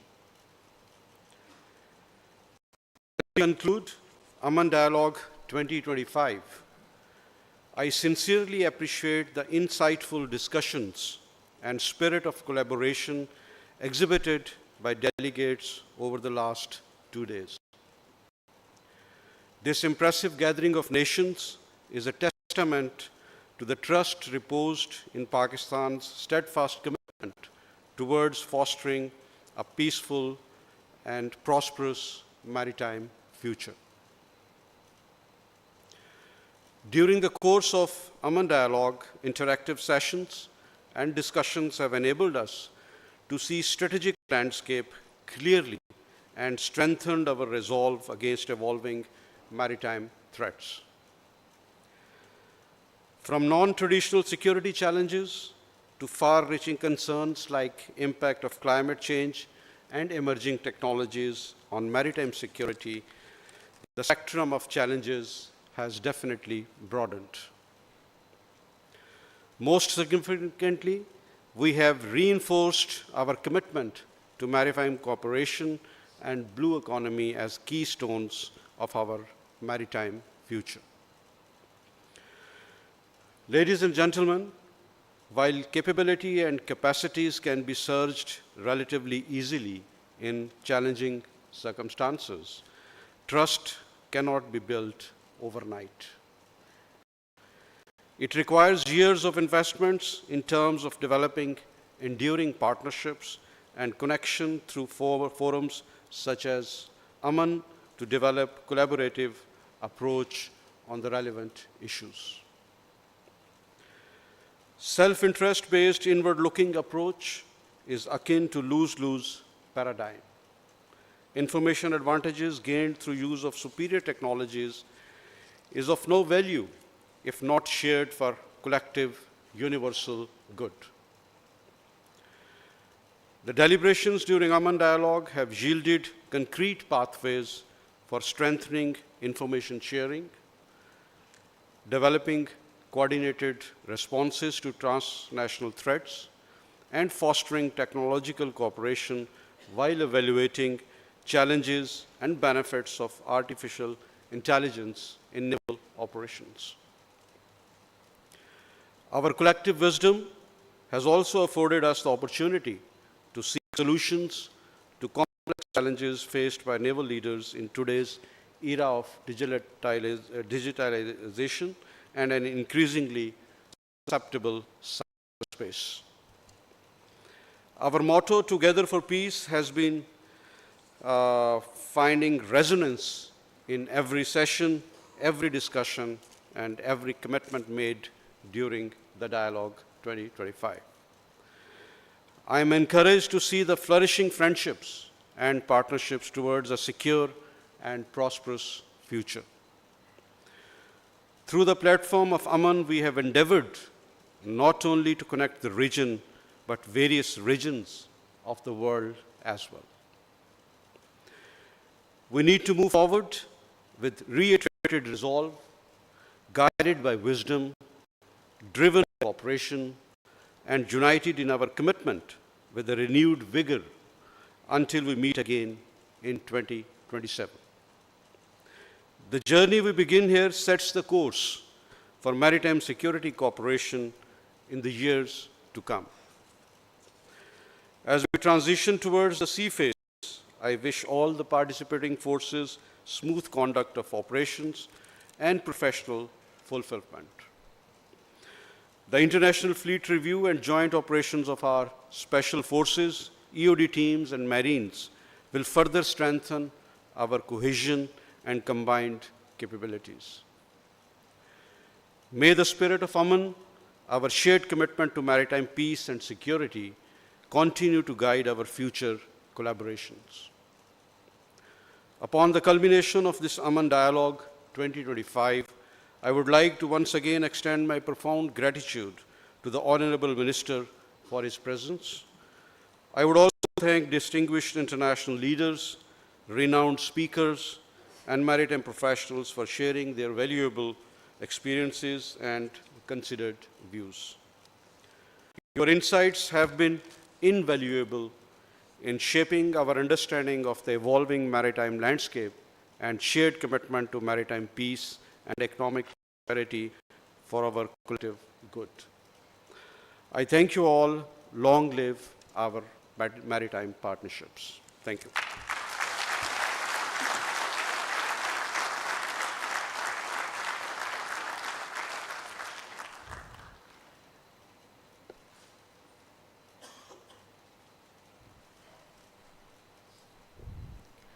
I would now like to invite Honorable Minister for Planning, Development and Special Initiatives, Ehsan Iqbal Chaudhry, for his closing remarks.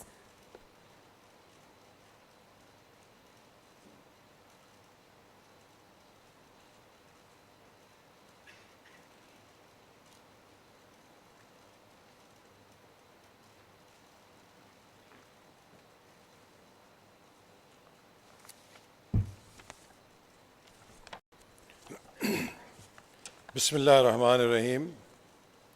Admiral Naveed Ashraf, Chief of Naval Staff, distinguished chiefs, esteemed guests, ladies and gentlemen, Assalamu alaikum and good afternoon.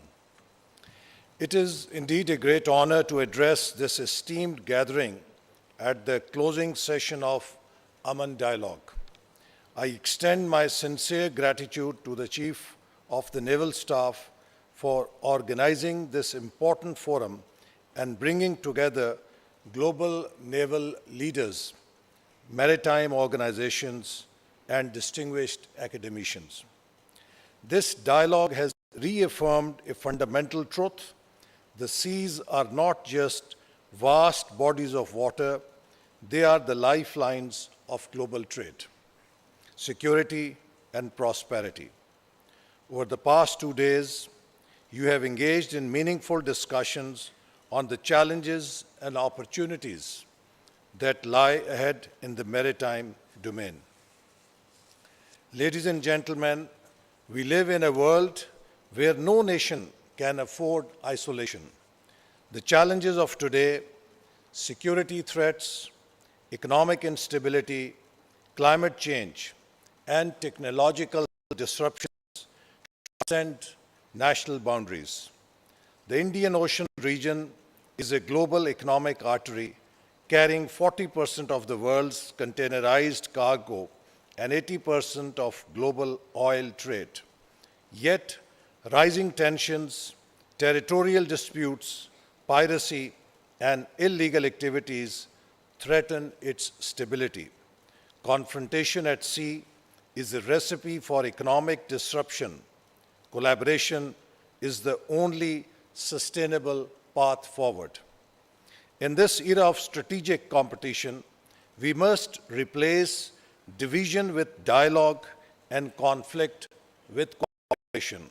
The Aman Dialogue has demonstrated that when nations come together, we can forge partnerships based on trust, mutual respect, and shared prosperity. A secure maritime environment is the foundation of economic growth. Pakistan strongly advocates for a rules-based international maritime order where freedom of navigation, peaceful trade, and sustainable resource management are protected. The blue economy holds immense potential for economic transformation. The Indian Ocean is rich in marine resources, but without sustainable governance, these resources risk exploitation. We must strengthen maritime law enforcement to combat piracy and illegal fishing, develop sustainable fisheries and marine industries to boost coastal economies, enhance regional connectivity through modernized ports and shipping corridors, and invest in ocean-based renewable energy solutions for a greener future. Ladies and gentlemen, Pakistan recognizes the blue economy as a key pillar of our national development agenda, Udan Pakistan. Under its 5 E's framework, we are prioritizing coastal development, port efficiency, and digital innovation in the maritime sector. The future of maritime security and trade is being reshaped by digitalization. Artificial intelligence, big data analytics, satellite surveillance, and smart shipping are transforming naval and maritime operations. To remain competitive and secure, maritime nations must invest in digital port management for efficiency and transparency, strengthen cybersecurity to prevent maritime cyber threats, develop AI-driven monitoring systems for real-time security tracking. Pakistan is committed to embracing emerging technologies to modernize our naval capabilities, port infrastructure, and trade networks. Recognizing the strategic significance of the maritime sector, Pakistan is implementing key policy reforms to modernize its ports, particularly Karachi and Gwadar, to enhance regional trade, expand our shipbuilding industry to support economic growth, develop trade corridors under CPEC linking South Asia, the Middle East, and Africa, implement climate-smart maritime policy to protect our coastal ecosystems. We strongly believe that Indian Ocean should be a zone of peace, not conflict. It is in the interest of all nations to promote economic interdependence rather than strategic rivalries. Ladies and gentlemen, as we conclude this historic Aman dialogue, let us reflect on the key messages that will guide us forward. Collaboration, not confrontation, is the way forward. In today's interconnected world, challenges such as maritime security, climate change, and economic disruptions transcend national boundaries. No nation alone can address these issues. Only through cooperation can we ensure peace and prosperity. The Indian Ocean must remain a bridge of opportunity, not a battleground. History has shown that conflicts at sea have far-reaching consequences for global trade and regional instability. In rivalry, we must embrace shared responsibility to keep sea lanes open, safe, and prosperous. Maritime security is the backbone of economic resilience. Over 80% of global trade is transported via sea, and disruptions in maritime routes can trigger great economic crisis. Protecting these lifelines is not just a regional necessity, it is a global imperative. The blue economy is the future of sustainable development. The vast marine resources of Indian Ocean can be a game changer for economic growth, but only if they are managed sustainably and equitably. Investing in ports, fisheries, ocean energy, and marine biotechnology can transform lives while ensuring environmental protection. Technology and innovation will define the next era of maritime progress, from artificial intelligence-driven surveillance to smart ports and cybersecurity. Embracing digital transformation will enhance efficiency, security, and environmental stewardship in the maritime domain. Pakistan is committed to a rules-based maritime order. We believe in an open trade, multilateral cooperation, and upholding international maritime laws. Our policies are aligned with Pakistan's Udan Pakistan framework, where blue economy is a key driver of sustainable growth and national prosperity. Ladies and gentlemen, every civilization and religion has recognized the importance of maritime resources. The Holy Quran reminds us in Surah Al-Nahl, "And it is He who subjected the sea for you to eat from it tender meat and to extract from it ornaments which you wear. And you see the ships ploughing through it, that you may seek of His bounty, and perhaps you will be grateful." The message is clear. Our seas are a blessing and a responsibility. It is upon us to protect them, use them wisely, and ensure they remain a source of prosperity for all nations. I want to extend my deepest appreciation to all the distinguished guests who traveled to Karachi to participate in the Aman Dialogue. Your contributions have been invaluable in shaping a collective maritime security vision. I express my special, sincere gratitude to the Chief of Staff for organizing this momentous event and to all the distinguished guests for their participation. I am confident that the partnerships built here will not end with this conference, but will continue to grow in the years ahead, strengthening maritime security, trade cooperation, and sustainable development. I also hope that our esteemed guests take back fond memories of their stay in Pakistan, having experienced our warm hospitality, rich traditions, and renowned cuisine. Let us work together to ensure that the seas remain a source of prosperity, peace, and progress for all. Pakistan, Zindabad. Thank you all.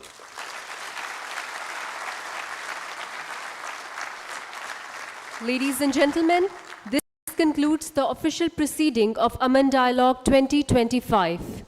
Guests who have been invited for group photograph are requested to proceed towards Qaid Block. Remaining guests with purple and red cards are requested to proceed to lobby and hall for refreshments. All media can proceed for group photograph.